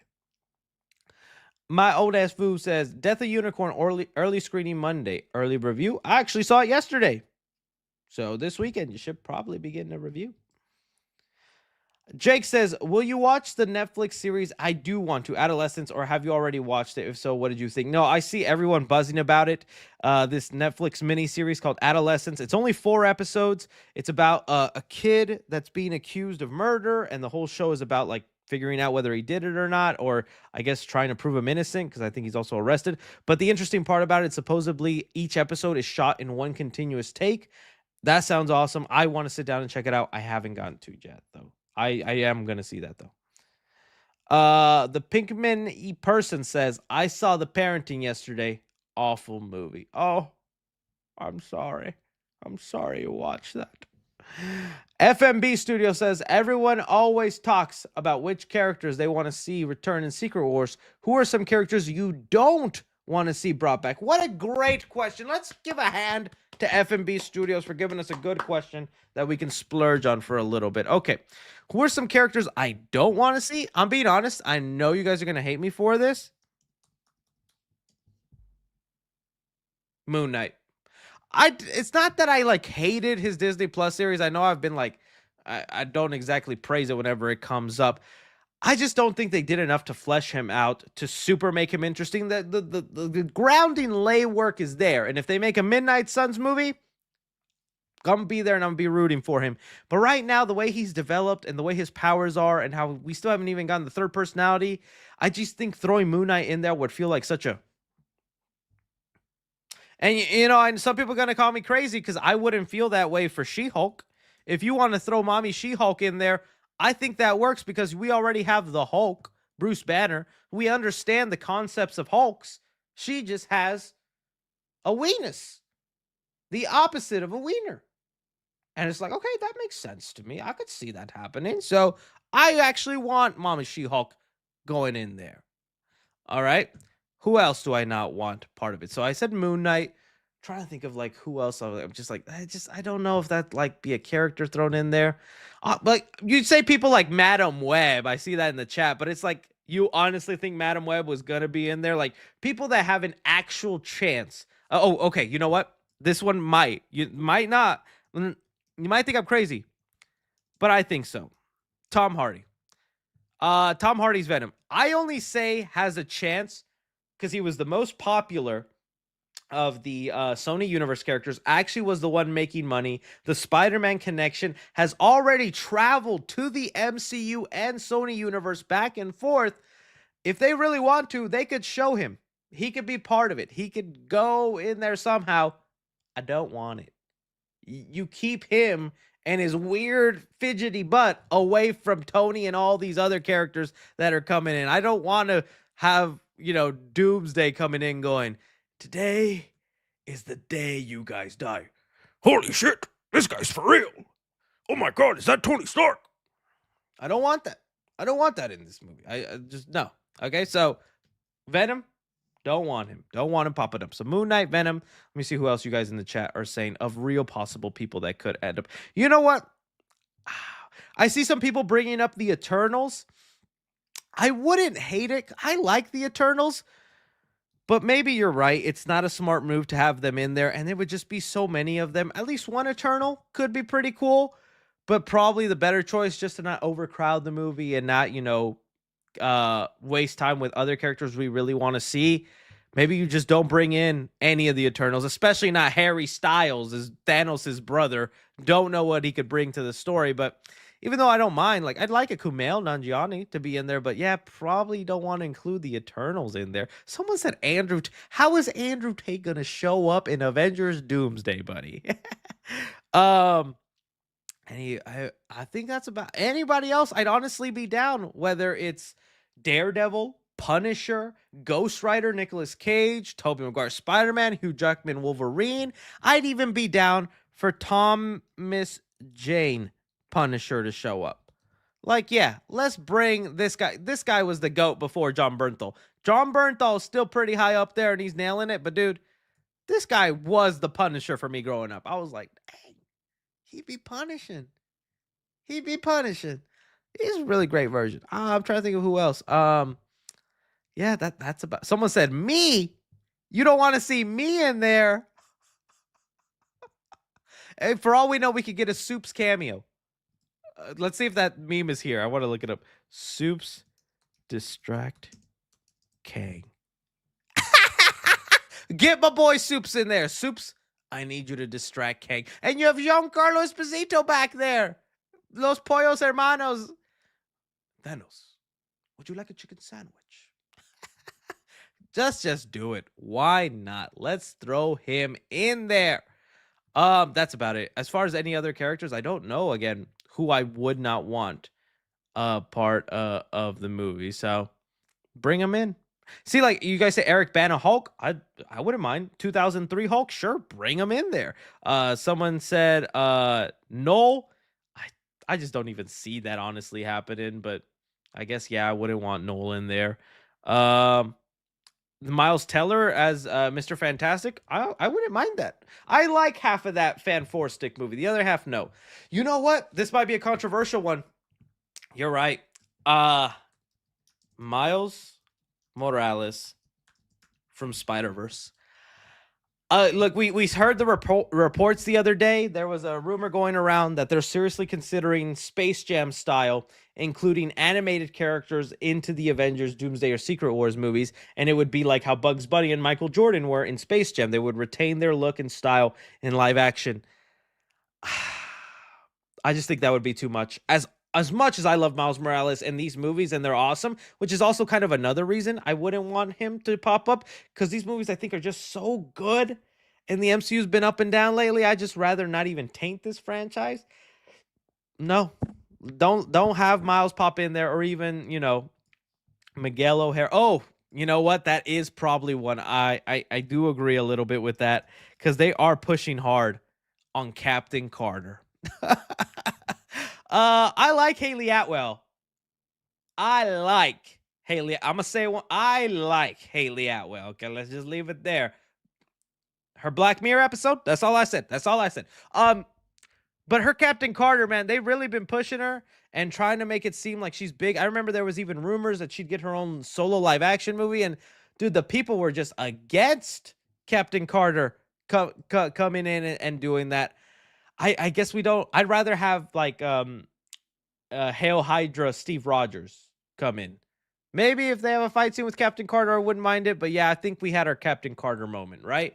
That also reminded me of, I forget her name, but the ending of Secret Invasion. The ending of Secret Invasion, where they brought in, I don't know the actress's name, Emily something.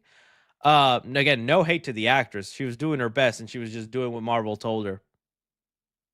Don't bring her in. I know she's now the most powerful, absurdly OP MCU character. You kind of maybe need them in there. Don't bring her in. Just please don't. The second she comes in, Amelia Clark, thank you. No. Just like, what did you do there with the Drax arm? Come on. That's such a cool power, and they gave it to such an underdeveloped nothing character. Like, what was Marvel thinking with that? What were people gonna love this? They're gonna go crazy.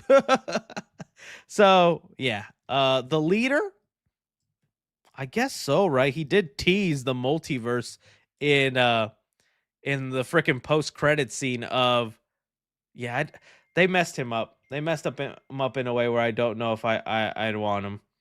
My friend just sent me a picture of a Dr. Pepper Blackberry with the caption, "Dude." He watches my stream sometimes, so I just want him to know how insanely he just interrupted it with such a dumb text. Gonna try that later though. That does look good. Anyways, yeah. You guys let me know who you don't want part of that. That was a nice little subject. Good question. Good question. All right. Tater Chicken. Tater Chicken says, "Hey Chris, have you seen Righteous Gemstones?" That sounds really familiar. What is that? Righteous Gemstones. Righteous Gemstones. No. Okay, so this is the new show. I see it every time I open up Max to watch Severance. Not Severance. I'm watching White Lotus on there. No, is it good? Is it enjoyable? The cast seems good. I like all these faces. Yeah. But no, I haven't seen it. Let me know if it's worth watching. Michael Tomsick says, "Happy Friday, Chris. Have you ever fallen asleep during a movie screening? If so, which film?" Oh, yeah, but it's never honestly because the movie is that boring. It's probably having something to do when I'm tired. So like that's why I don't do film festivals all that often. Because by like the third day of just watching movies back to back, and it's not just watching one movie back to back, you're watching like 3 or 4 movies a day. And on the third day of now having sat through like 7, I'm just so I think I can't remember what movie it was, but during film festivals, yeah, I get that way. Back in the day when we would do midnight screenings, which I used to love for like Marvel movies or big upcoming movies, I did fall asleep during the second Hunger Games movie. I was dating a girl at the time. She was super into Hunger Games and the books, and so we went to the midnight screening of Hunger Games Catching Fire. And I just remember halfway through the movie, I couldn't. I was like, because it's Thursday night. You also have to wake up Friday, still go to school. And I was like, oh, I think I fell asleep a little bit at Hunger Games Catching Fire. But again, not because of the movie. That's a good movie. I like that movie, but I was tired. I was tired. Um, the Muffin Boy says James Gunn is considering Tom Cruise and Chris Pratt for DC roles. What are your thoughts on these casting choices? I saw that the rumor was coming from like possibly playing Jor-El. It makes sense to me. Because James Gunn brings up the fact that uh, the father of Superman, when you're when you first have a baby, usually you're not that old. There are some people that have their kids like when they're 50 or whatnot, and that's usually how Jor-El looks when portrayed in media. Whether it was like the Marlon Brando version with all the white hair, also Russell Crowe. I mean, he looked well into his 40s doing that. And James Gunn's like, no, I mean, a lot of people have their kid like late 20s, early 30s. So that's what we're going to cast. That's the father. And I think that is kind of an interesting dynamic where, Superman is finally going to meet his father, whether through AI or a virtual screen or a recorded message. And he's the same age as him. Like, that should just be kind of like, the hell, you're my dad, but you're like, we're the same age right now. We're looking at each other. And so that's kind of where the rumor's coming from. Tom Cruise would be interesting. Chris Pratt, I think would be too weird. If it's Chris Pratt, that'd be too weird. And also maybe even Tom Cruise would be too weird because I wouldn't look at that like that's Superman's dad. I'd be like, that's Tom Cruise. That's Tom Cruise. So, we'll see, we'll see. But I'm sure he's definitely doing something with Chris Pratt because they have such a great relationship. With the Guardian movies, and for all we know, Tom Cruise might already be locked in some sort of DC role. Because you remember when Tom Cruise out of nowhere gave us his review for the Flash movie and how much he loved that movie. Why was Tom Cruise reviewing DC movies unless he was trying to be coerced into joining the DC?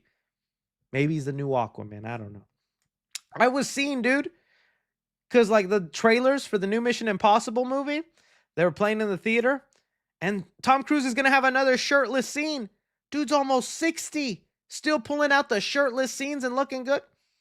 I hate you, Tom Cruise. Maybe there is something to that Scientology. Got him looking young.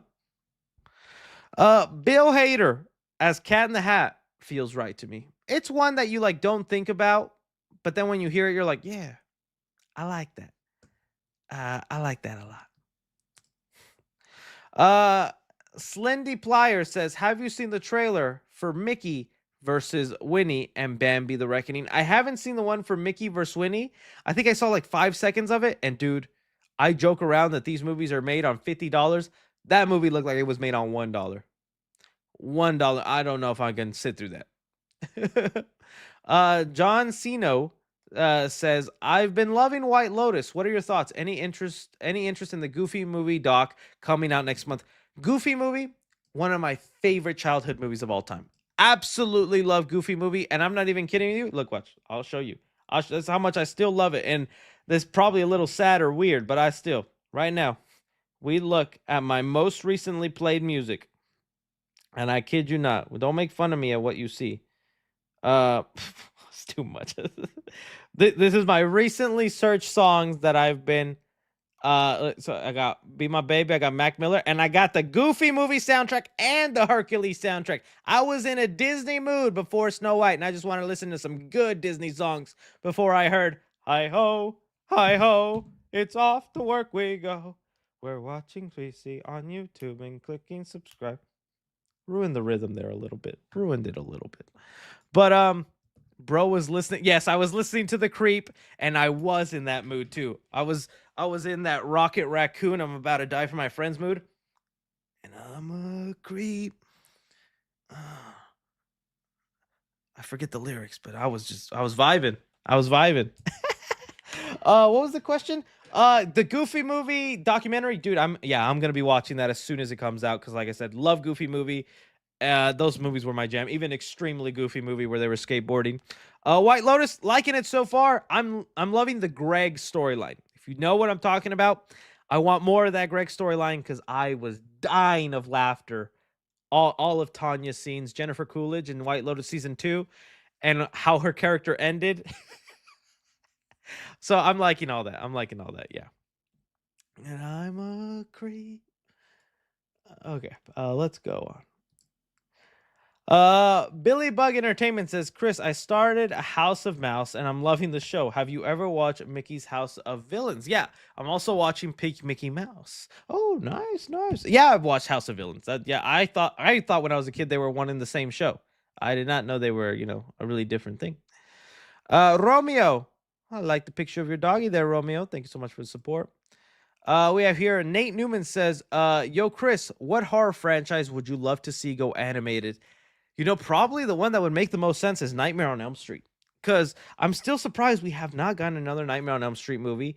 But just the potential for creativity and what you could do in a different person's nightmare, you could change the art style. You could go Spider-Verse with it and get really creative where like somebody has a 2D animated dream. Somebody has a wild 3D one. You could do stop motion. You could do so much stuff in terms of like the potential for just bringing dreams to life. But I still wonder if, R-rated horror animated, not R-rated movies where they're just super sexual for no reason, like Sausage Party or Spermageddon, will catch on. My Cat Neo sends in $1. Thank you, My Cat Neo. Corvid Crow says, I animated 3C lore. Latest video on my channel. Which story should I animate next? Okay, let's give it a shot. Let's go. Let's see. Please don't be too much of an embarrassing moment. Let's give it some love and respect. Let me get in here. I just have to switch it to audio. Okay. So let's go. Sorry. All right. Corvid Crows. All right. Oh, where's the channel? Where's the channel? Let me switch to what was it? Channel. There we go. We found you. We found you. 2 minutes and 42 seconds. Oh, it's okay. 2 minutes and 60. Okay. All right, let's give it a shot now. You know what? Because I don't want to steal the views you could potentially get for your hard work, I'm not going to watch the full thing. I'm going to watch like 30 seconds of it. That way, you guys go support and get that ad revenue. All right, so let's just watch a bit. And I am going to go back and watch this on my own time.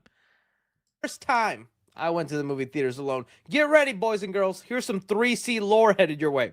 All right, so I've always gone to the theaters with someone, whether it was a family member, a friend, whatnot. Never went alone until the first Avatar movie came out, buddy. Is accurate. And the reason it happened is because your boy was going on a datey date, okay? You know what happened when I got there, ladies and gentlemen? So I get there. It's at the mall. It's at a mall where, like, there's a movie theater, right? Pretty accurate looking mall, to go meet her up. And then she's there, and her mom is sitting there on a bench. And I was like, oh, okay. I guess I gotta say hi to her mom. That's fine. When I walk up, and there's the cliffhanger that'll lead you wondering what happened when the mom showed up to one of my first dates. I like this so far. I can't wait to go back and check it out. I'm gonna save this. Give this video some love. Like it, comment, enjoy. Good stuff. Thank you, Corvid Crows. All right. Let's move on now here.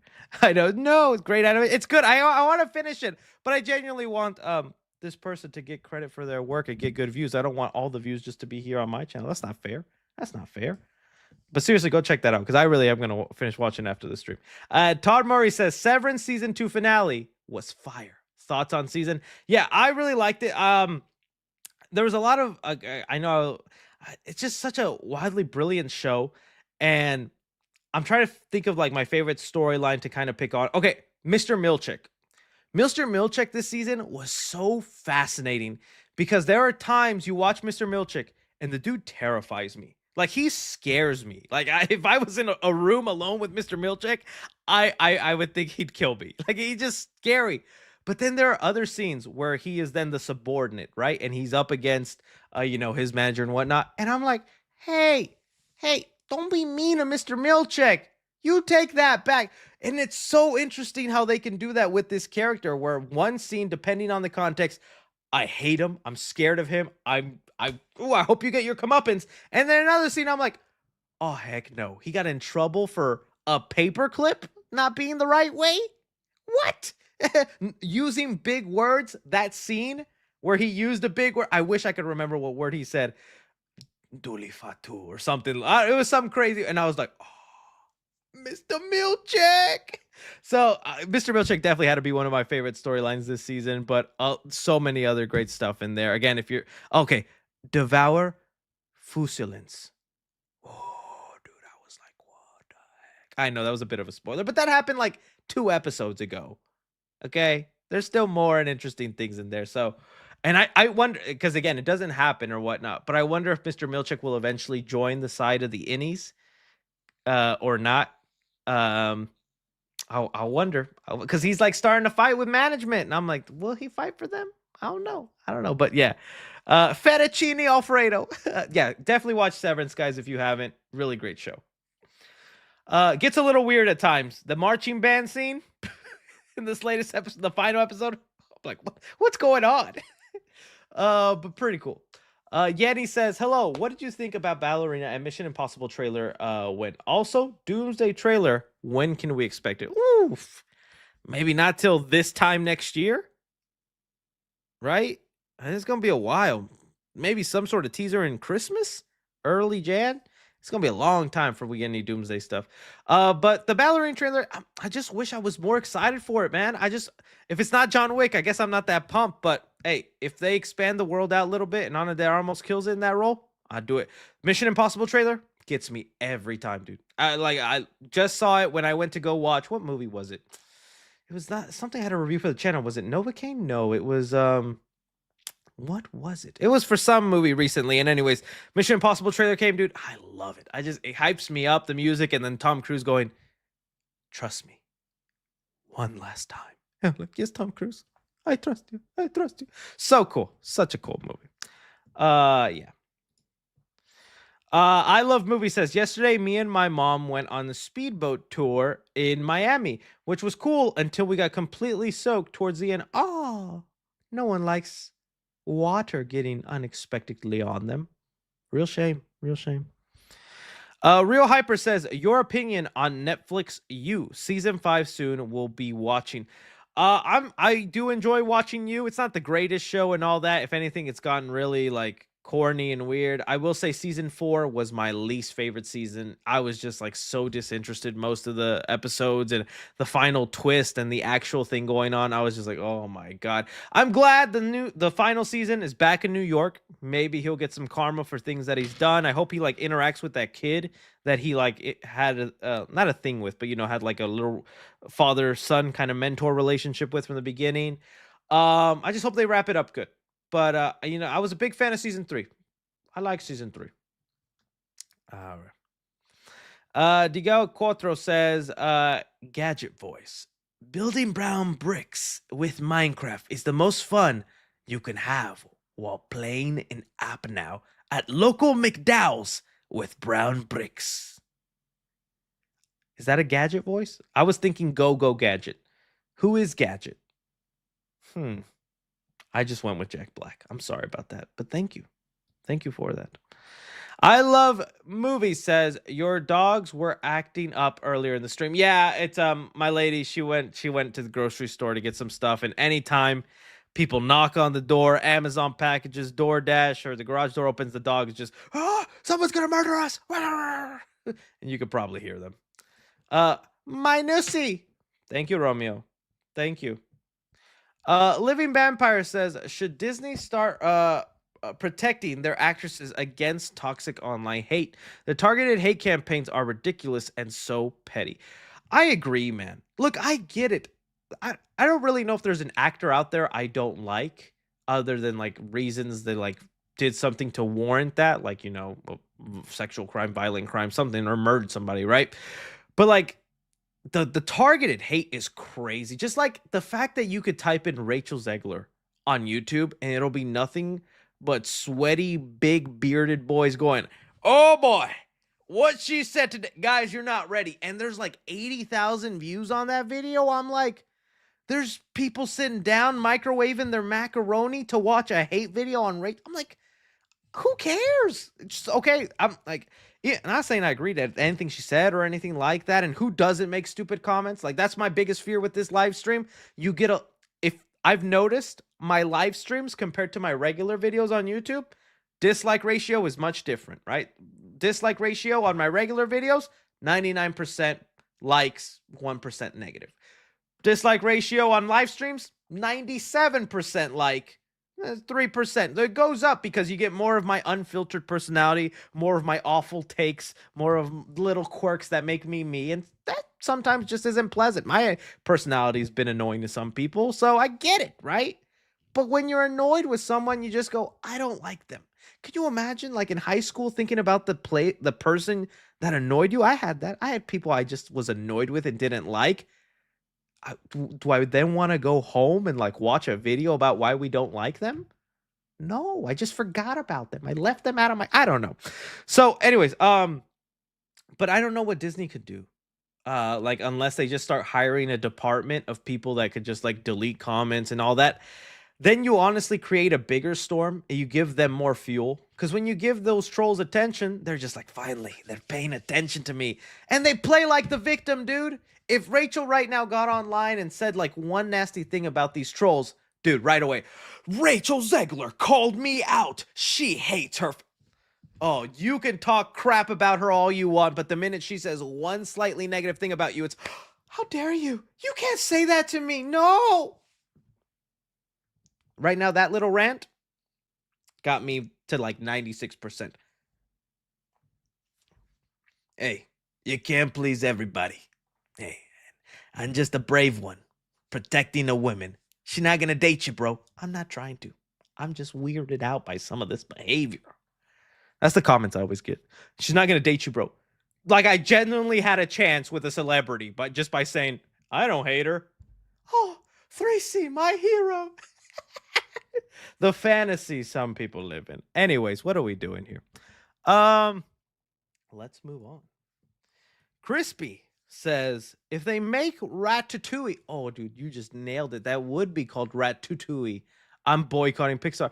I don't know. I'd be down for Ratatouille. I mean, think of it this way. I said I did not like Incredibles 2 all that much. Doesn't ruin how much I love the first Incredibles. And I'm still interested in Incredibles 3 if they do it.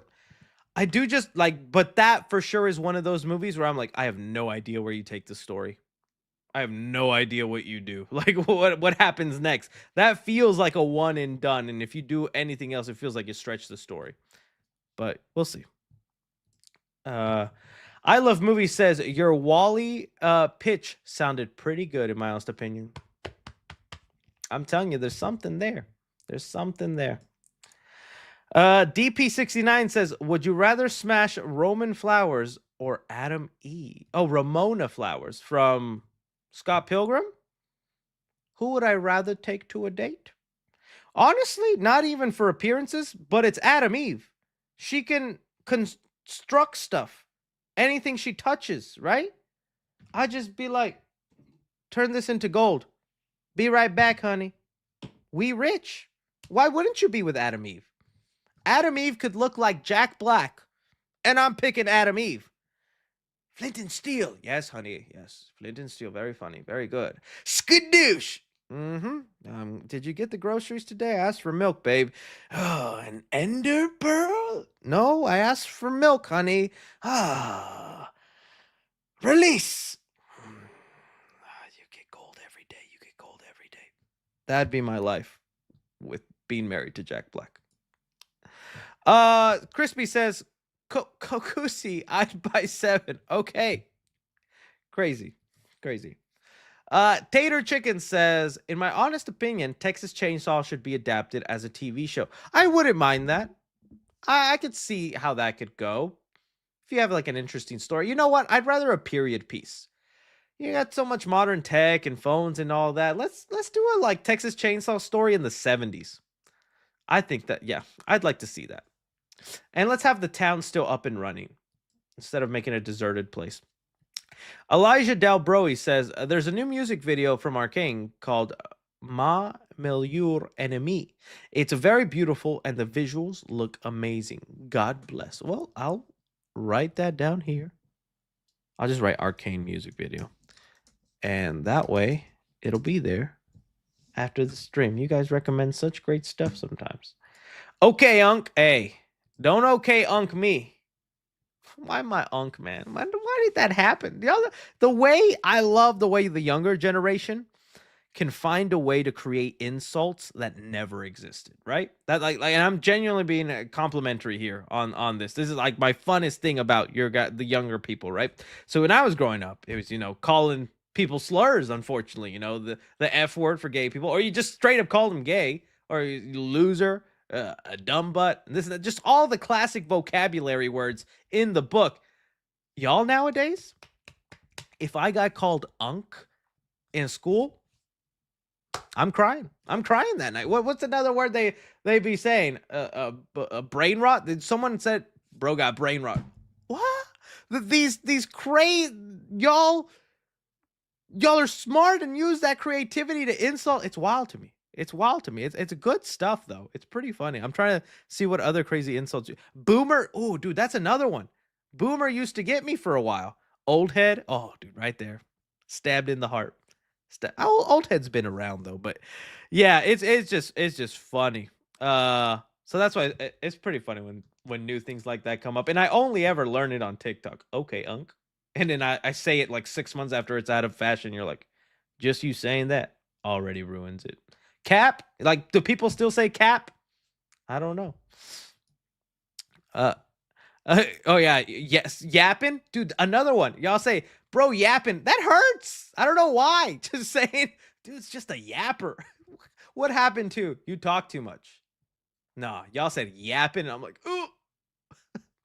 Johnny Boy SFX says, thoughts on Split Fiction? Have you finished it? No, we're about, I don't know, like 7 hours in. I have to fit it in between working and doing other stuff. So it took us like, I know it shouldn't take this long, but it took us like 2 months to finish It Takes Two because we could only play like 30, 40 minutes at a time because then I got other stuff to do. But I like stretching out, having fun with it. I just hate, I don't want any spoilers. The pig level was hilarious. We're past all that. Adventures with Parker and Dad says, any news on the Winnie the Pooh universe? They're still chucking along. They got the Pinocchio movie, the Bambi movie's coming out but this year. I can't wait for the Poohniverse, their Avenger movie. That should be fun.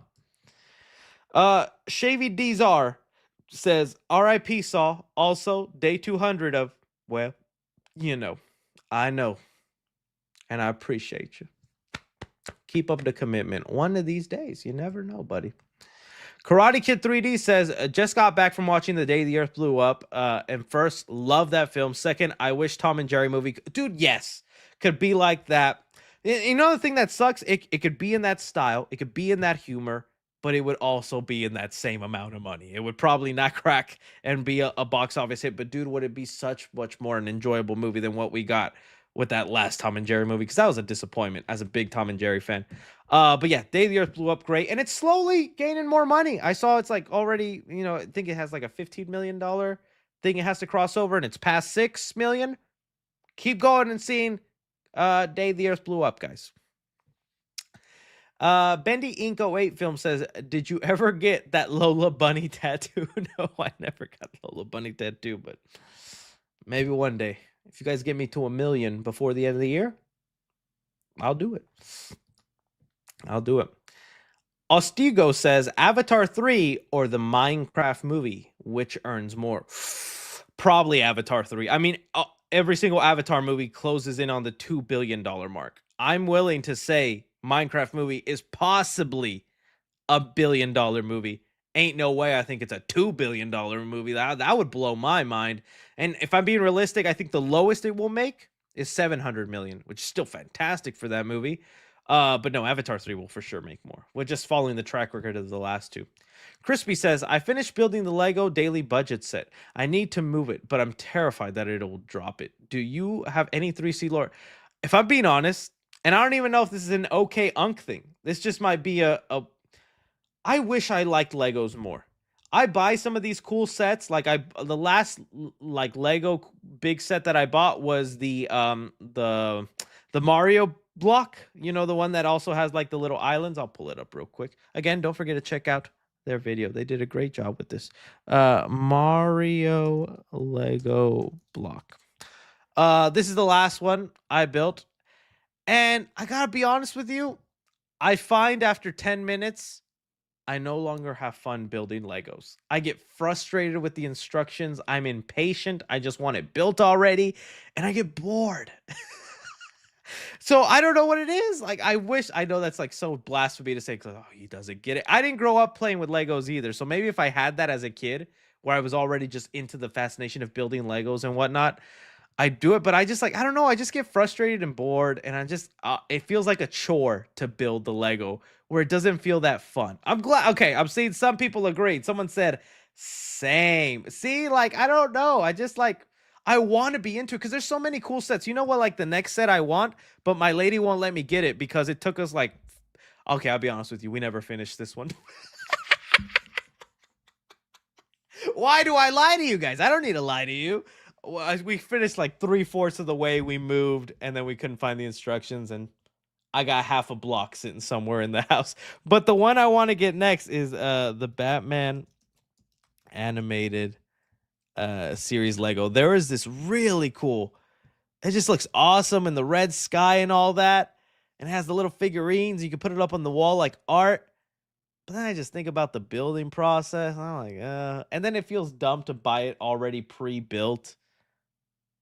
I don't know, guys. I'm just admitting things to you that like make you lose your respect in me. I don't care. I don't care. Let's see here. Plant to Javian says, I thought Universal or Sony was going to buy it. If you're talking about Texas Chainsaw, the word was Sony was about to, but I guess that fell through. That was the version where I talked about where it'd be Leatherface versus the rich neighborhood. Wouldn't have mind to see that movie, but yeah. Glenn Powell and Sydney Sweeney reunited brilliantly. Doesn't that like work? Especially if you think of the style of the 2003 Texas Chainsaw. Texas Chainsaw. That this is like when movies were unappreciated. Like they were sweaty, they were hot, they were young. You could smell the stench of how hot they were through that movie. That was an immersive movie, and I hate that it has bad reviews. If you go to like the Rotten Tomatoes score, 37, and 58 on the audience. Some of y'all did not know how good you have it. If this same movie came out now, bro, it would be like 80 on Rotten Tomatoes. People would love it. It's such a good rendition of the movie, but I just like you could feel how hot, the stench, the sweat. You can see right now Glenn Powell and Sydney Sweeney in these same outfits fighting Leatherface. I want it. I want it. But who knows if we'll get it. If we'll get it. Bro really wants Sydney Sweeney versus Leatherface. Why not? Have her say, get him, Unc. No, what did he say? Get him, cuz. Texas Chainsaw 3D. Here, Benji M says Mysterio after getting defeated by Spider-Man. Peter Benjamin Parker, 5'8", date of birth. Just throws in everything. Bro, doxed him, man. Doxed the whole guy. All right. We have here goat meat. Why do they call you that? Why do they call you goat meat? What do you mean by that? Chris, Silver Sable. You know what? Goat meat. Meh. Ryan says, did you see that Dune Messiah is expecting to start filming this summer and release December 2026? Yeah. Look, I'm excited for that movie, and I know it's going to conclude and lead us to a great trilogy, but I need this also to be the movie where Denis Villeneuve and everyone involved in those Dune movies finally get their Oscars, finally get their recognition. Because it's so crazy how Dune 2 got like almost no love at the Oscars this last year. This movie's so well done, so beautiful. It's like it's crazy to have a director on the level of a Christopher Nolan, of a Steven Spielberg. I think that's how good Denis Villeneuve is, and he's not getting that love. Like what the heck? Uh, uh, Nick Figures says, somebody better call Flint and Steel. I knew it was coming. I knew it was coming. Fantastic Assassin 58 says, I've seen a theory that if Spider-Man 4 is a multiverse story, it could adapt the Spider Island Secret Wars storyline. Thoughts? Yeah, we talked about that earlier. It would make sense, and it'd be a way to bring in so many, spider characters. That's how you could do Miles Morales in animated form if they want to do that Space Jam thing and all that stuff. I'm trying to figure out what that movie looks like. But if they pull it off, that's another $1 billion hit, $2 billion hit that like No Way Home almost was.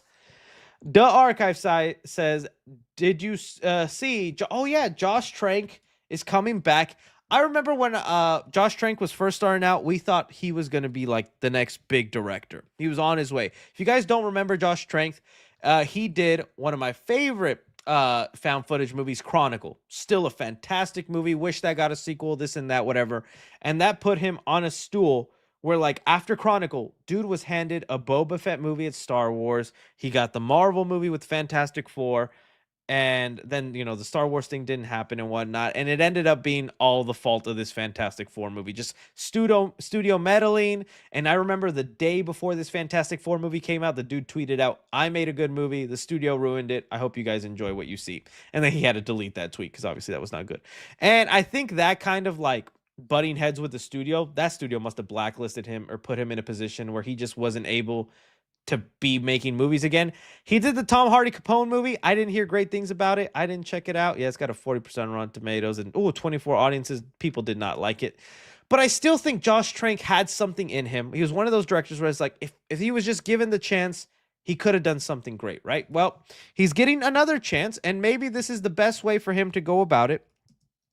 Josh Trank is going to be doing a new movie. Let me see here. It says here, starring Robbie Amell and Victoria Justice, two actors I know pretty well. Would not expect them to be in a movie together, but sure, all right. And it says here, the movie is called Send a Scare. It says the horror thriller follows an interactive horror startup that gives a thrill seekers a way to send scares to a friend and a family, but it soon gets to a real mass serial killer. Love the premise. One, because now it's a slasher. As soon as we get a slasher, want to know what that costume looks like. And it's a little bit like that movie Game Night. You guys remember Game Night? In Game Night, great comedy. Again, another one I highly recommend. But it had the similar premise where like a guy hires a company to come and kidnap him, and the game is to, find him throughout the night and do clues and whatnot. Unfortunately, the guy actually gets kidnapped, and the whole time the characters think it's just a game. And it's a comedy, so it's not taken that seriously, but it's very funny. Now here, same concept. It's like you hire this company that like it goes out to scare your friend in the real world, except the actor they hired to scare your friend is a real serial killer. You think it's just a game. They're like, dude, this guy's trying to kill me. You're like, hey, buddy, it's just a game, all right? You can calm down. No, he's got a knife in my stomach. It's just part of the game, buddy. You just got to deal with it. I think it sounds pretty cool. Maybe it could be the thing to get Josh Trank in a good startup. But yeah, see there? Oh, Josh Trank. People. I do think, again, there was like I don't know if it was a real story or if it was the studio just getting back at him. There was like stories that he like trashed his hotel and Airbnb that he was staying at. And so it made him sound violent and like very narcissistic and whatnot. But who knows? We'll see what happens. It's just a prank, bro. All right. You guys let me know. Good. Thank you for bringing that up. I forgot to talk about that. 408 Jose says, Chris, you into MMA, also making a membership.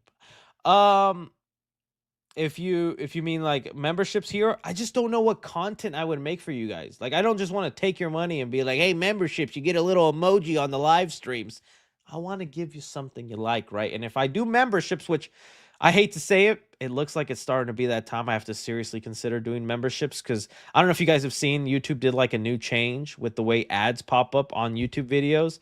And it's like kind of hurt some YouTubers in the way they make videos and do that, and the possibility to earn less money. Things are changing all the time. It's like maybe I do just have to do that just for more of a safety blanket. I don't like taking sponsors. I not even because I just am not a sellout. I don't want to take the money. I'll do a sponsorship here and there for like Cinemark or things I really like.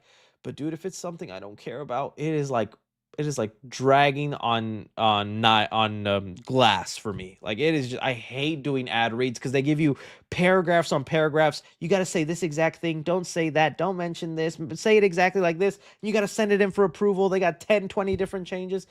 Oh, so like that's why you barely ever see like actual ads on my channel, like sponsors, because your boy's just too lazy. He don't want to do them. And that's why like I love Cinemark, because they're like, just do what you want, and as long as it's family friendly, we're good. And I was like, okay, great. But anyways, back to what I was saying. Memberships. I'm just like, I don't know what I would do in terms of content. Just like a small vlogs. Would you want a small vlog? Would just membership only live stream? Or would I make it memberships only in the chat? I don't even know how many of y'all would subscribe for only member chats, right? So I don't know. We'll think of someone said OF. Chris OF. Y'all nasty. I want some real suggestions. Anyways, back to your MMA thing. I got really into MMA at one point in my life after I saw the movie Never Back Down. If you have not seen Never Back Down, I don't know if it's a movie that holds up. I don't know if it's a movie that I even recommend to you. All I can tell you is when high school me saw that movie, it was one of those movies where after you watch it, your personality changes. You know, like after you watch John Wick, you're like, I wish some fool would try to hit me right now. Yeah. This was one of those movies for me as a kid. I saw it and I was like, I'm going to do MMA now. I'm going to be an MMA fighter and I'm going to get the girls. I'm going to be the hero. I'm going to be awesome. And so there was some kids in my high school that were also into MMA, that because it was coming up and everybody was liking it. And they would do little MMA fights, like not actual, more wrestling stuff, not like punches or kicks and whatnot. And they would do like little wrestling things in the gym after school and whatnot. And I've seen it. And you know that thing where you watch something and you're like, I could do that. I could wrestle. I could pin someone down. I could hold somebody. You see it sometimes with other videos and stuff on TikTok where they like do something. You're like, I could do that. I could not do that. I got in there for a little play session. I got my butt handed to me. I realized how hard it is not only to physically fight, but to wrestle. I was manhandled in ways you wouldn't know, Sonny. I was and so that kind of killed my MMA vibe after I was like, yeah, I can't do it. So, yeah, I don't watch MMA and whatnot, but I was really into it for like 2 days after seeing Never Back Down. True story. All right. It says here, Duh Archive says, I feel like a World War Hulk movie would have been perfect end to Ruffalo's Hulk, and should they do it or just reboot Hulk entirely after Secret Wars? I mean, the only best way to really do it, if they do like a World War Hulk, I don't even know, because Doomsday and Secret Wars, I was gonna say just do a Land of Hulks, but they kind of already semi did that, or just the Planet Hulk thing with Thor Ragnarok. They've just been doing Hulk dirty. And the Russo brothers know about this complaint. So I'm hoping they take that into consideration and redeem something with the Hulk, man. Nicolacho sends in some support. Thank you. Oh, Mike Watson said, aside from the rights issues, what are your thoughts on a Hulk solo movie? I keep hearing rumors of World War Hulk movie, and it bugs me because I would love to see it. Does no one else at Marvel even... it must be rights issues, because we have been begging for a Hulk movie for so long, and I don't know why they don't deliver on it. So I'm thinking there's still rights issues. But yeah, no major updates on that, man. That's what sucks on that. Kobe's Hobby Room says, Kri Kri, do you know the movie Lake Mongo? Yes, I think I've asked this before.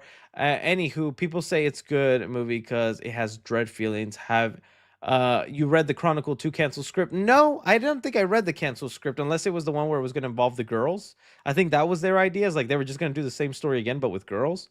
Which I would have been down for just to see another Chronicle movie, because I love the idea of that. But no, what would that have been? I gotta look that up. I never read that. As far as Lake Mongo, yes, and I do like it. Ethan Bell says, pop by the Slayer Man review when? It came out today on VOD. I might be checking it out, and you might get it sometime soon. That's all I say. But no promises. No promises.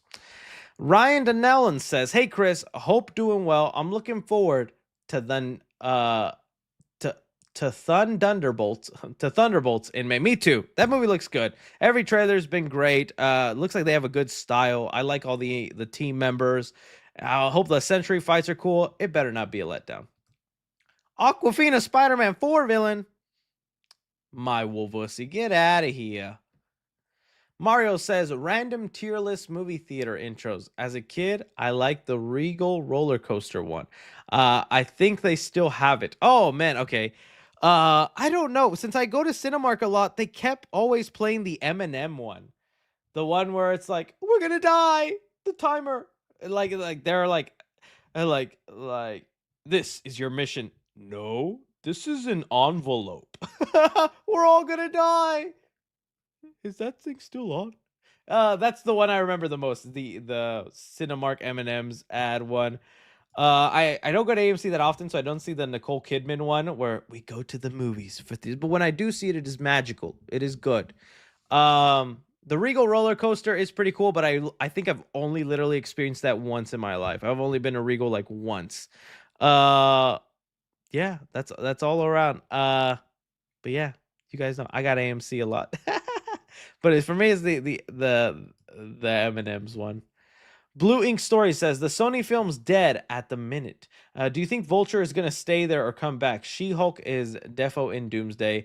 She canceled a con in May. Yeah, I saw that. Yeah, and with that concept art, I think that's real, and she's definitely gonna have some part in the movie, and I can't wait. She-Hulk is awesome as a character. Show might have been, a little hit and miss, but I think She-Hulk is cool as a character. But yeah, Vulture's not staying in the Morbius universe. They're gonna pretend like that never happened. Guarantee you. Romeo says, my Nussy, also love your videos. Well, thank you. Thank you. Blue Wolf 100 says, Disney actually owned Power Rangers from 2002 to 2010, so it won't be the first time they'll be doing the show. Also, have you seen Jellystone Crisis on Infinite Earth Morphs on Max? I don't think I have. But yeah, I was hearing from a lot of y'all that the Disney era of Power Rangers was actually pretty dope. Let's see if that happens again. Now it's on Disney Plus. We'll see though. Ben Malsky says, "Hey Chris, saw Snow White, and hey man, I'm glad you liked it. Like I said, I could see things in there that where it's enough where if you're into the Snow White movie or you were just excited for what you saw from the trailers, you'd probably like it. Like I said, I don't think it's a train wreck. Some people got mad that I said it's not trash. It's just kind of disappointing. They're like, who paid you? Disney paid me to say it's disappointing? What is you? Come on now. That's all my comments on TikTok. People think I got paid to say the movie was underwhelming. I don't know, man. Sometimes people just, why does everything have to be 100% trash or 100% awesome? There is sometimes an in-between area, DJ Cleffler says, all original Looney Tunes shorts removed from Max. Yeah, just terrible. But it's the thing they do where they're just trying to earn money. I think they all went to Tubi. All the Looney Tunes stuff is on Tubi, which means it's great because it's for free right now. So you can watch it. Jay says, have you heard anything on the upcoming horror movie written and directed by Daniel Harris and Scott Taylor Compton, starring Heather Langenkamp? No, but I do like all those people. I have never heard of this. Daniel Harris is directing a movie. Let me see what this is about. Let me see this. Daniel Harris says here, upcoming post-production. I wonder which one it is. She's in quite a few. Bring the Law, Flesh. No, I haven't heard. I got to do research on it, but that's awesome for her. I hope it does well. All right. Arborverse Production says Family Guy Lost Pilot found and Goofy Movie Doc. Oh, I didn't know there was the Lost Pilot found. I got to look in that. Was that good? This is worse than the time I ate a jelly roll. Cut to me eating a jelly roll. I got to do some like Family Guy cutaways for the streams. That'll be pretty funny. That Artichoke Doe says, are you excited for the upcoming Dexter Resurrection season after the original series and New Blood? Also, have you seen the show You? It's similar. Yeah, I like You a lot. I have not finished Dexter. I got to like season 5 and then paused it to watch other stuff, and I have not gone back since. I need to finish it. But when Resurrection comes out, I'll probably dive back in and be ready for it. So yeah, I'm still into it. Tonight's the night. Could I get your reaction to the Gaslight District trailer? I think you'd like it as a horror fan. Just because I don't know if it'll get copy strike, I won't, but I'll check it out and then I'll give you my thoughts on the next stream, buddy. I just don't know if it'll get copy strike like that and take the whole stream down. Soda X Pop says, just want to thank you for bringing me some entertainment to my Friday. No problem, Soda X Pop. Happy to help. Happy to help. Terror on Elm Street says, what a wonderful day. Shamik. Flint and Steel. Good stuff. Good stuff. Coast Fallon, have you seen Ash? Decent movie with great visuals. Wish there was more space horror entertainment. See, I barely had heard about Ash. I didn't know if I was gonna watch it though. Oh, it's got pretty good reviews. Ash, all there. I gotta see if it's playing my ear. Oh, it's a space horror. Oh, maybe I'm in. Maybe I've been. Who's the cast? Who's in it? Aaron Paul. Okay, I wouldn't mind. I wouldn't mind. I gotta look into it. I have not heard much about the movie, unfortunately. Karate Kid 3D says, a Kick 3D says, who be a most deadly duo, Jason and Michael or Pennywise and Pennywise and Art the Clown? Jason and Michael, depending on some versions with Jason, they're just two dudes in a mask. Pennywise and Art, they're supernatural crazy beings. They would plow. They would plow. Goat Meat says, Chris, what's your top 5 Illuminati movies? Like, I thought you were gonna say Illumination. Like Eyes Wide Shut, Under the Silver Lake, and Cabin in the Woods. Even the Da Vinci Code. Ooh. Would we count Multiverse of Madness? I don't know. I don't think I've actually never seen Eyes Wide Shut. Was not a big fan of Under the Silver Lake. I really wanted to like that for Andrew Garfield, but just wasn't into it. Cabin in the Woods is pretty good though. That is pretty Illuminati. I don't know. Just movies like where the people are in power. You gotta fight the system. Would Truman Show count? Would Truman Show count? Because that's pretty. Fight the man, right? That's one that would be up there. But any other ones, I'm not really sure. The movies that like deal with the Illuminati. I'm trying to think of like one. Let me see. Let's see. Illuminati movies. It's gonna be like a Cat Williams documentary. And the Illuminati movies. Okay, we got a couple here. Tomb Raider, The Omen, Da Vinci Code. I guess you could say The Omen, because that is like with some secret society that is trying to resurrect the devil for some reason. Tickles the Clown. What the heck is this? I've never heard of Tickles the Clown. Give me a scratch or two, Tickles. Whoa. That what he look like? This is like an AI movie? What the hell? Tickles the Clown. I'm going to say Tickles the Clown. Oh, God. You guys weren't seeing any of that. That's why I have to switch between the sound on and sound off, because it doesn't switch tabs for some reason. Tickles the Clown. There we go. Let's move on. Skinny Jesus says, what recent anime series have you watched? Woo! I finished the My Hero Academia, Attack on Titan. Honestly, that might be it. There's so much to watch. Not enough time. I hate it. Recommend me some good one, guys. Lewis Clark says, speaking of 2029, can't wait for the next Ratchet and Clank game when I think they might be in PS6 game. I love Ratchet and Clank. I'm always down. And that's probably is when we'll get the next game. So why not, man? Ben Maskey says, Chris, have you gone and gotten any of the recent Looney Tunes collector's choice or Tom and Jerry Cinema Scoop Blu-rays? Also, I love the nostalgic feeling of SW. I'm lost on what SW mean. But either way, yes, I do want to pick those up now that I'm just seeing the way Warner Brothers is with it, and it'd be like my only chance to really be able to permanently watch them. And this Looney Tunes is stuff I want to share, like when I have a kid. So I probably need to pick those up. Yeah. Thoughts on Severance finale? It was amazing. Yes, I agree. It was amazing. Like I said, those last 30 seconds with a certain character looking back and forth on which way to go, they did it so well.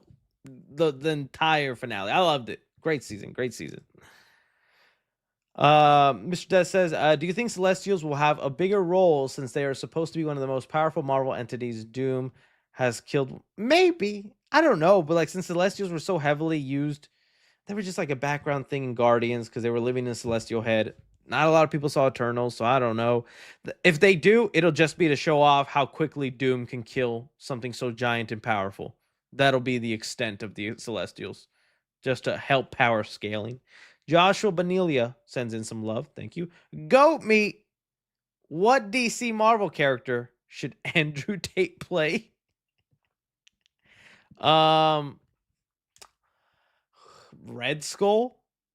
They got the same ideals. And they both bald. Elvin Garcia says, "Hey Chris, what's your favorite kind of snack?" Ooh. Popcorn. I still love popcorn. Popping. In fact, I got a popcorn machine downstairs. I might just make some popcorn for the heck of it. I still enjoy popcorn with chocolate raisins. I really like Mike and Ike's. I'm gotten back into Mike and Ike's for some reason, even though they get stuck to your teeth. That's annoying.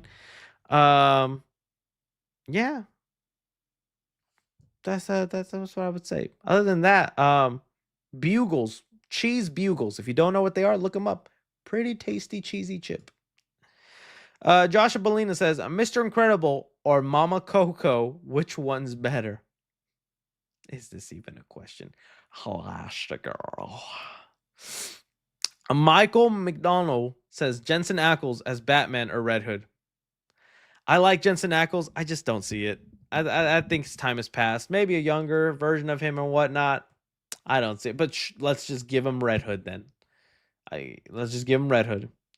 Because he did the voiceover in the cartoon, right, of Red Hood. That was a pretty cool speech. King Destroyer 311 says, "Hey Chris, what could you expect to be the end credits of Thunderbolts? Another Doomsday setup or something street level?" I think Doomsday setup. I think it'll be like, and I don't know this, but I assume it'll be something like where like the Earth starts cracking. There's like a thing in the sky, another planet heading towards them, something of that sort, an incursion. Cameron B says, "Have you heard I'm Still Here?" Oh yeah. I knew that song before I knew it was a Treasure Planet song. And it's weird because I saw Treasure Planet as a kid, but I never knew it was from Treasure Planet. And then I just like I think I did the thing on my music app where it was like recommending new songs. And since I'm listening to Disney songs every now and then, they're like, here's this, and I'm like, oh, I feel this. I'm still, yeah, I like that song. JJ Cinema says, what would happen if Batman and Spider switch villains, and who would they go up against? Honestly, I think Batman can handle either or. Joker would put Spider-Man in a room in the corner, crying, kneeling. He wouldn't be able to handle it. He'd be able to like physically fight the guys, don't get me wrong, but the psychological torture Peter's going to go through, it's going to be more than just Gwen Stacy dying at his hand. Crispy says, you're inactive on Letterboxd. Now Diddy coming for you. I know. I don't know. I guess it's just because, look, I make the YouTube review. I do the Twitter post review. And then I do the TikTok review. By the time I do that stuff, doing the Letterboxd review just feels like a chore, unfortunately, in my position. I think if this wasn't my job and I wasn't doing this and I was just more wanting to keep track of just the movies I watch and simply having them there, I'd be using Letterboxd every day, and that's why so many movie fans use it. But since I'm at a point where I post my review and my thoughts pretty frequently and repeatedly on the same movie, by the time it gets to Letterboxd, it just feels slightly unnecessary or just like a chore. You know what I mean? I know. Princess problems, champagne problems. Connor Stearman says, my friend Evan predicts that in the Minecraft movie, there will be a post-credit scene where it will be revealed that Jennifer Coolidge and the villager have a baby together. What would that baby, would it have a square head? Would it have square hands? Sure, why? Sure, what the hell? Carlos says, might be kind of out there since it might not align with your audience, but since you love Dragon Ball Z, have you thought about reviewing the DBZ movies? Maybe if we ever get to the glorious day where they make another live action Dragon Ball movie, which hopefully if the Naruto movie does good, that's being directed by Daniel Destin Cretton, who's also doing Spider-Man 4. If that goes good, then yes, I'm going to go crazy on the Dragon Ball content on the channel. But one day I need to just get to Dragon Ball Evolution, tear that apart. Joshua Kimball Bluegrass says Tony Stark was actually a Doctor Doom variant that was adopted by the Starks. Watch him throughout the MCU. It makes sense. Interesting. I like the theory. We'll see how that goes when the movie comes. Christine Appentine says, 3C, do you remember the Belko experiment? Yes, love that movie. Also, one at a new job went great. Coffee is top tier. Ooh, glad the coffee is top tier. Yeah, that's the one where like people get hired in an office job and then one day they get told, y'all got to kill each other. It's dumb, but it's fun. Yeah, I like it too. I like dumb, fun movies like that. Cameron B says, "Did you ever watch the 2000 show?" Yo, yes, I loved My Name Is Earl. I didn't watch it when it was on. That's something that it's like, thanks to the age of streaming, where you're just like, oh, I need something to watch, and I'd rather just have something I could continuously binge and go back to. And I picked My Name Is Earl. I thought that was such a fun show. I hate that it got canceled and they didn't get to finish it. Really did like that show. That was a fun show. Molly says, "Have you heard about the controversy going on with the Stanley documentary?" Yeah, like I said, I know it's a good subject matter to tackle on and bring on, but it looks like the guy who made the documentary isn't that different from the people he's exposing. So yeah, I've seen controversy. Leave Stanley alone. Diago Cotro says, I was referencing the infamous Cinema Score April Fool's video. Oh, of Mike Matty and Inspector Gadget playing Minecraft that became a meme. By the way, do you remember Alf? Unfortunately, Alf was before my time. By the time I was growing up and watching stuff, my choice of like seeing sitcoms was thanks to Nick at Night. I don't know if you guys remember Nick at Night, but that's how I watched Full House, Family Matters, Step by Step, Fresh Prince of Bel-Air. I think that was it. Roseanne was on, but I never got into Roseanne. Little too trashy for me. I'm like, have some class, Roseanne. But I loved all the other ones. But Alf, unfortunately, was not one. Oh, and George Lopez. Yes, how could I forget? Of course, George Lopez. Oye, chico. Of course. How could I forget that? But I never got to Alf. Sorry. Joshua Kimball Bluegrass says, thoughts on REPO. Is that the Ryan Reynolds movie? REPO. Or is that like kind of the Hostel looking movie? I never got to see it, but it's kind of like Hostel, right? Where they're like black market steal your organs kind of thing. I would want to watch it. I remember hearing good things, but I never saw it. Endless Abyss says, "Hey Chris, have you seen the video of Beau DeMayo explaining his side of the story during the?" Yeah, I didn't see the video. I've seen his messages. I don't know, man. I just don't know who to believe in that situation. I do just think there's some red flags sometimes when the way that guy talks or shows off things, and I just don't know who to trust. I wasn't there. I don't know the situation, so I kind of stepped back from it. But X-Men 97 was cool, and if he had a hand in that, he deserves the credit for it. My old ass foo says, I got called Unk twice on my B-day, 24 years old. Yeah, nowadays they're bringing that Unk status way lower. Okay, I think we can't call people Unk till they 35. So I should still be youth. Bring that in. The Archive says, I really hope that the deal goes well and we get Coyote in theaters. LTs deserves the love, man. Hope Warner's will do another big movie in the future. Oh, dude.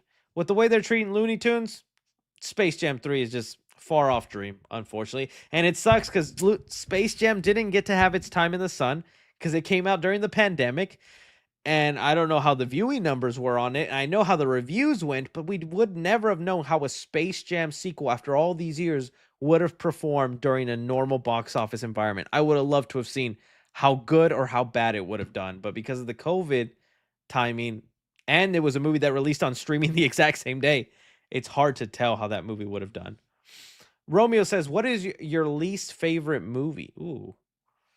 Like movies I just like I get annoyed and I just don't want to watch. That's kind of hard. I don't know, like okay. You know what? To stick with the themes, because I didn't make it a topic, not to say it's my least favorite, but I just don't get the hype around it. It got announced this week that the Jason Bourne franchise is like up for sale. and like people are cashing in to buy it. I tried, man. I tried getting into Jason Bourne, watching the movies 1 and 2. It's just boring to me. I'm sorry. I love Matt Damon. I like spy espionage thriller. I just could not get into these movies, man. Like I wanted to, but not for me, man. Not for me. So you know what? I picked that. The Jason Bourne franchise. But yeah. Here we go.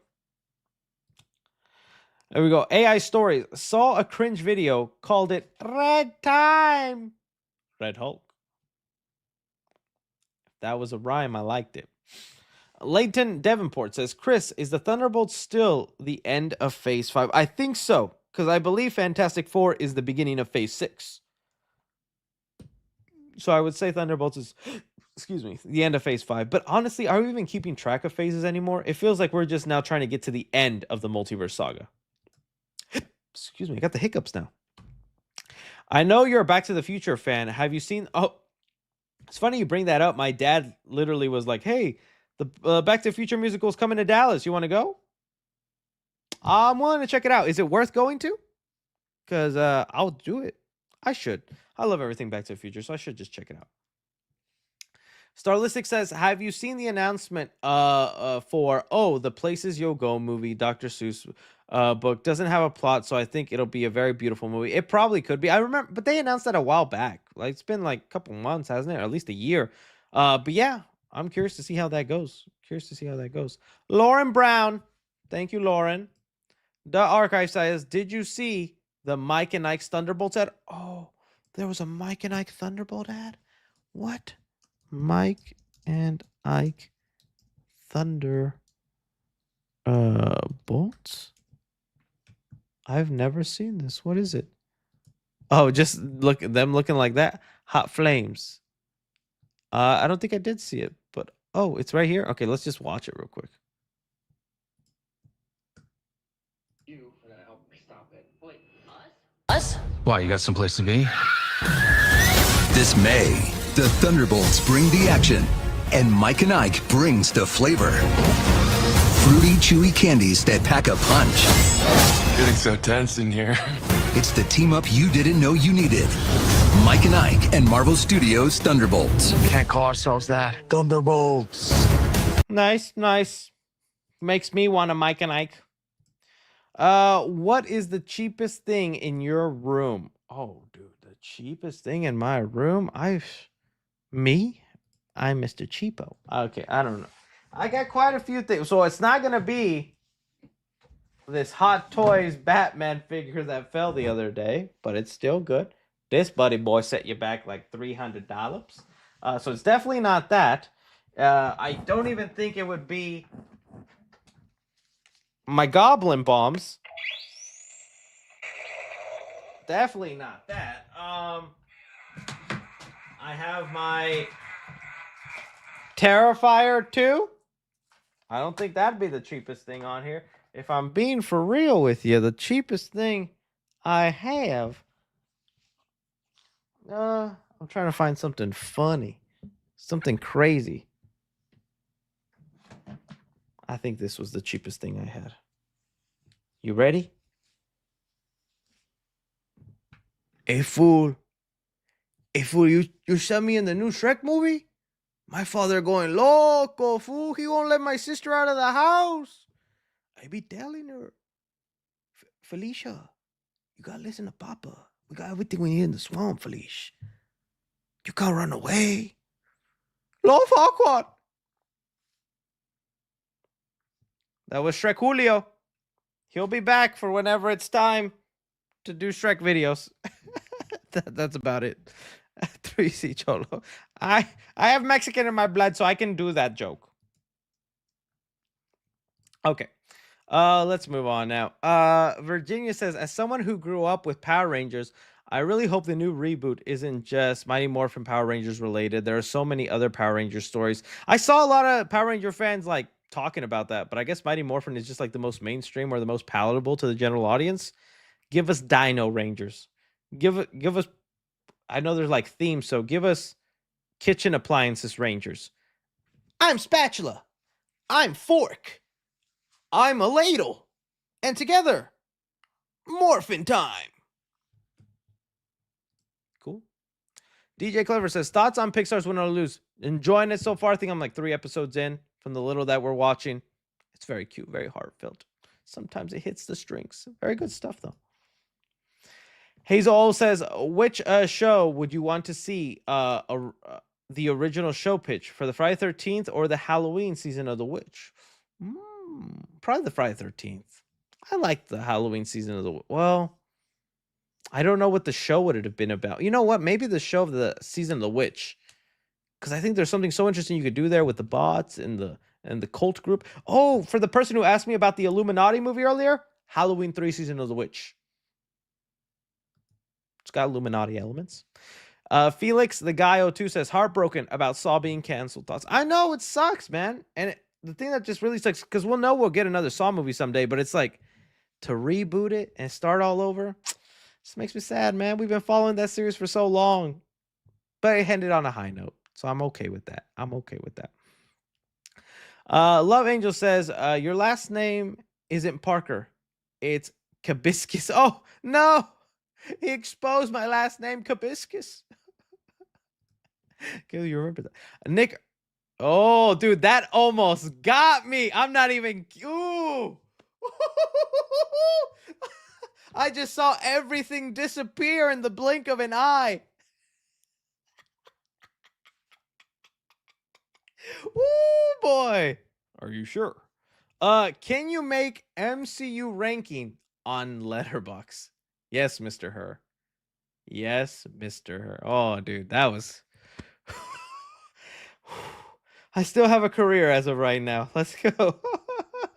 I'll think about that. That's a pretty big one. I could do a video out of that, man. Bro, unrelated, but would you ever want Blumhouse to connect their monster movies like Universal wanted? I think it would work, but make monsters the villains. If you really need a hero, get Van Helsing.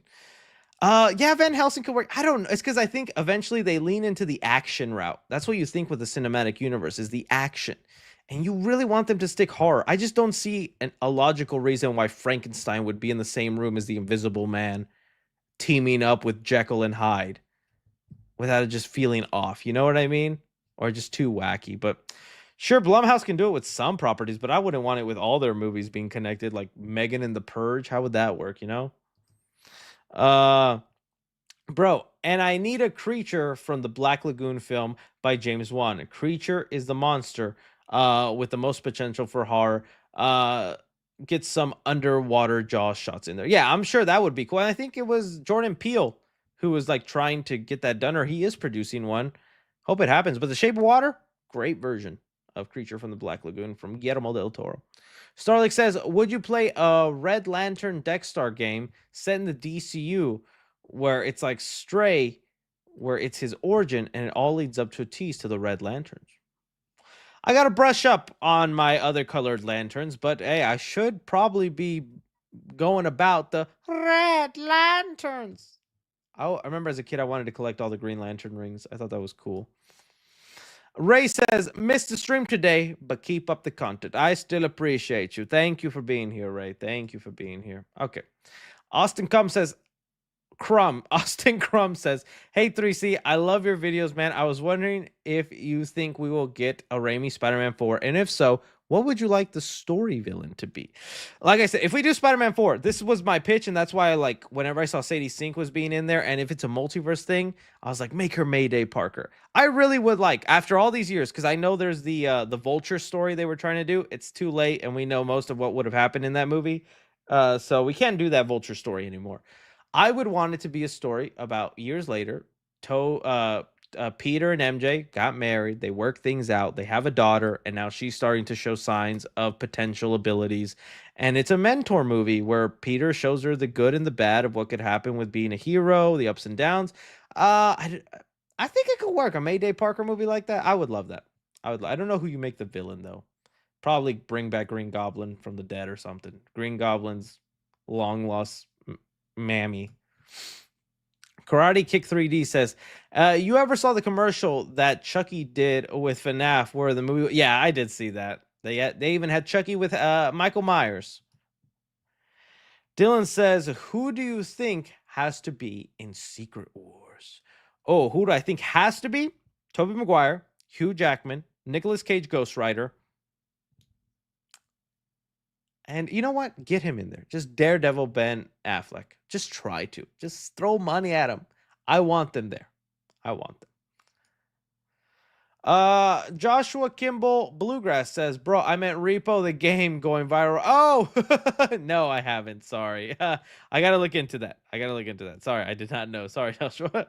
Bro, did you see that someone saw RDJ in London with a Marvel crew jacket? I think they're doing pre-production on set right now. I have a friend that is going to be an extra for some outside scene. Ooh, that's like, well, I mean, yeah, rumor was they started filming like a week or two ago, so maybe they're doing some stuff, promotional work. The Russo brothers are still like doing interviews and stuff for Electric State, but they got to head over there soon.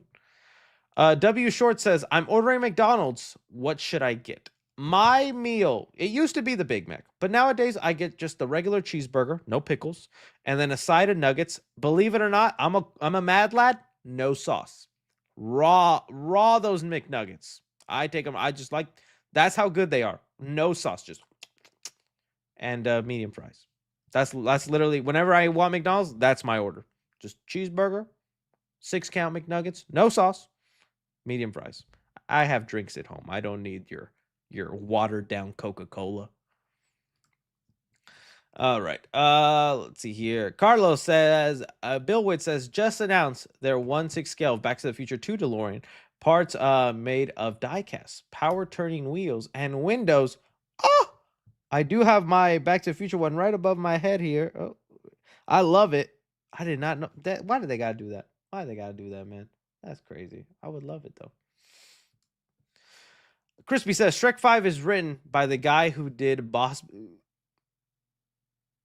Baby. I don't know. I'm not a big Boss Baby fan. More bossless baby, you know? The Muffin Boy says, how do you think the critical and audience reaction to the Electric State will influence Netflix's future to approach high-budget original movies?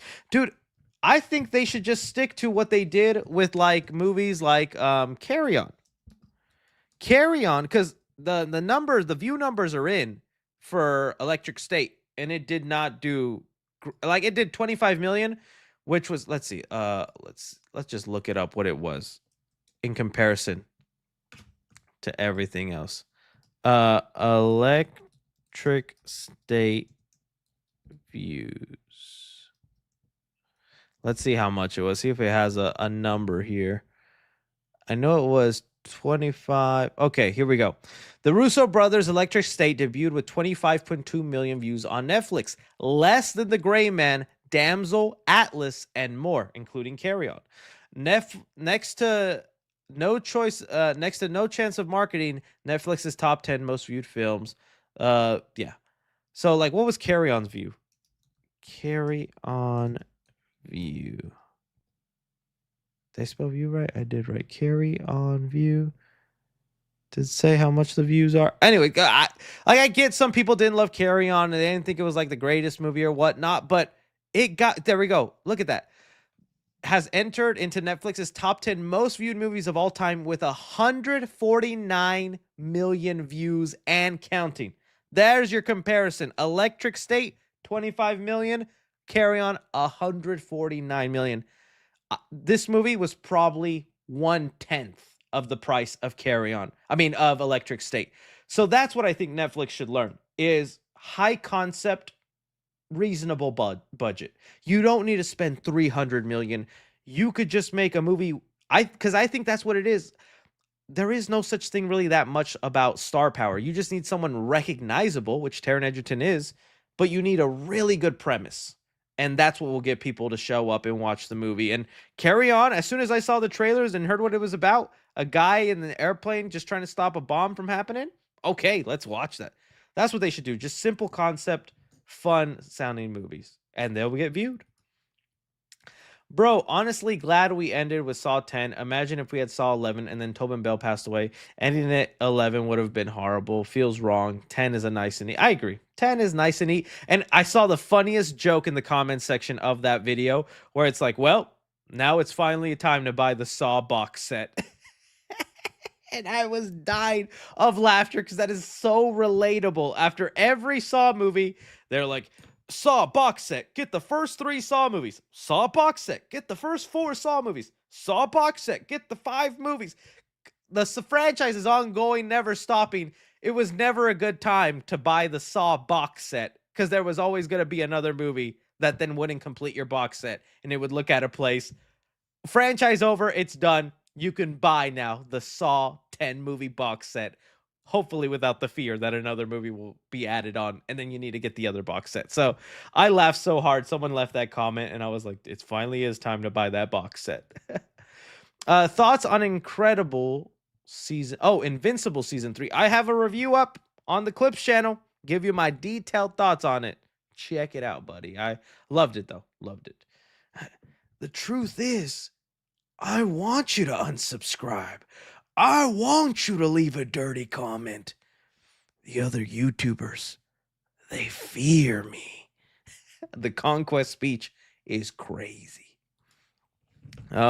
Junior Sanchez says, hey, Chris, has you seen the movie Mother with Jennifer Lawrence? Yeah, I get the metaphor and the meaning of it. I wasn't too into it.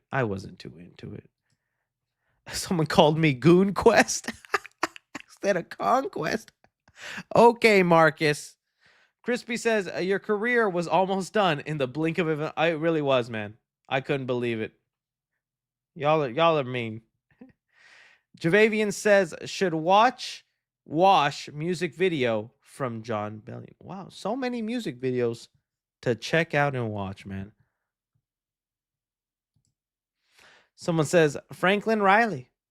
Thank you, Franklin Riley, for the support. I appreciate you. Bro, hot take, Boss Baby 2 is the Paddington 2 of animated movies. It's so underrated. And honest, I've never seen Boss Baby 2, if I'm being honest. I only saw the first Boss Baby. I can't imagine it's that good. If you're saying it's the Paddington 2 of animated movies, I don't know about that, man. I don't know. But hey, one day I'll check it out. Mr. Oldest Foo says, Popeye the Slayer Man theatrical run started today. Yeah, I'm going the VOD route. On that one. We have here, Carmen B says, have you played NES games like Mario or Contra? Loved Contra. I love Contra. Yes. Not Dr. Mario, not my kind of thing, but I love Contra. That was one of, you remember when you can jailbreak phones, when people would be jailbreaking phones? That was what I put on my iPod Touch back in the day, Contra, playing that. I love that.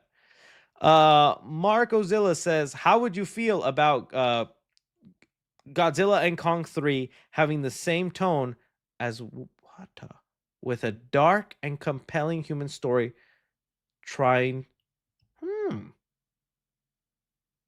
answer to Godzilla -1? You know what? Sure. If you could still keep the action entertaining vibe and have the monsters on for the majority of the movie, I would love that vibe. Genuinely.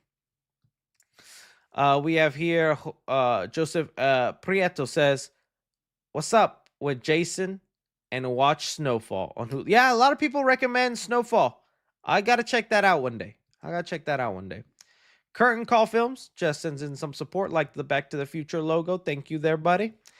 And we got Sunday Joe says, hey, Chris, any Superman news? Been quiet lately. I do have one piece of Superman news. It's kind of a leaked image, so Warner Brothers might take it down, but as long as you guys don't share it around or let them know, I think we'll be okay. So here, let me pull it up. It's kind of what he's going to look like in the movie. And that was the last super chat, my friends. I want to thank you so much for stopping by and being here on the lovely Friday live stream. Shout out to Super Chris, who is here with us, making a special appearance. I love all of your faces. Don't forget to check out the other videos I have coming, as well as what's going on the Clippity Clip channel. Y'all are all fantastic, wonderful people. I love y'all. Appreciate y'all being here, man. Adios, my friends. Adios.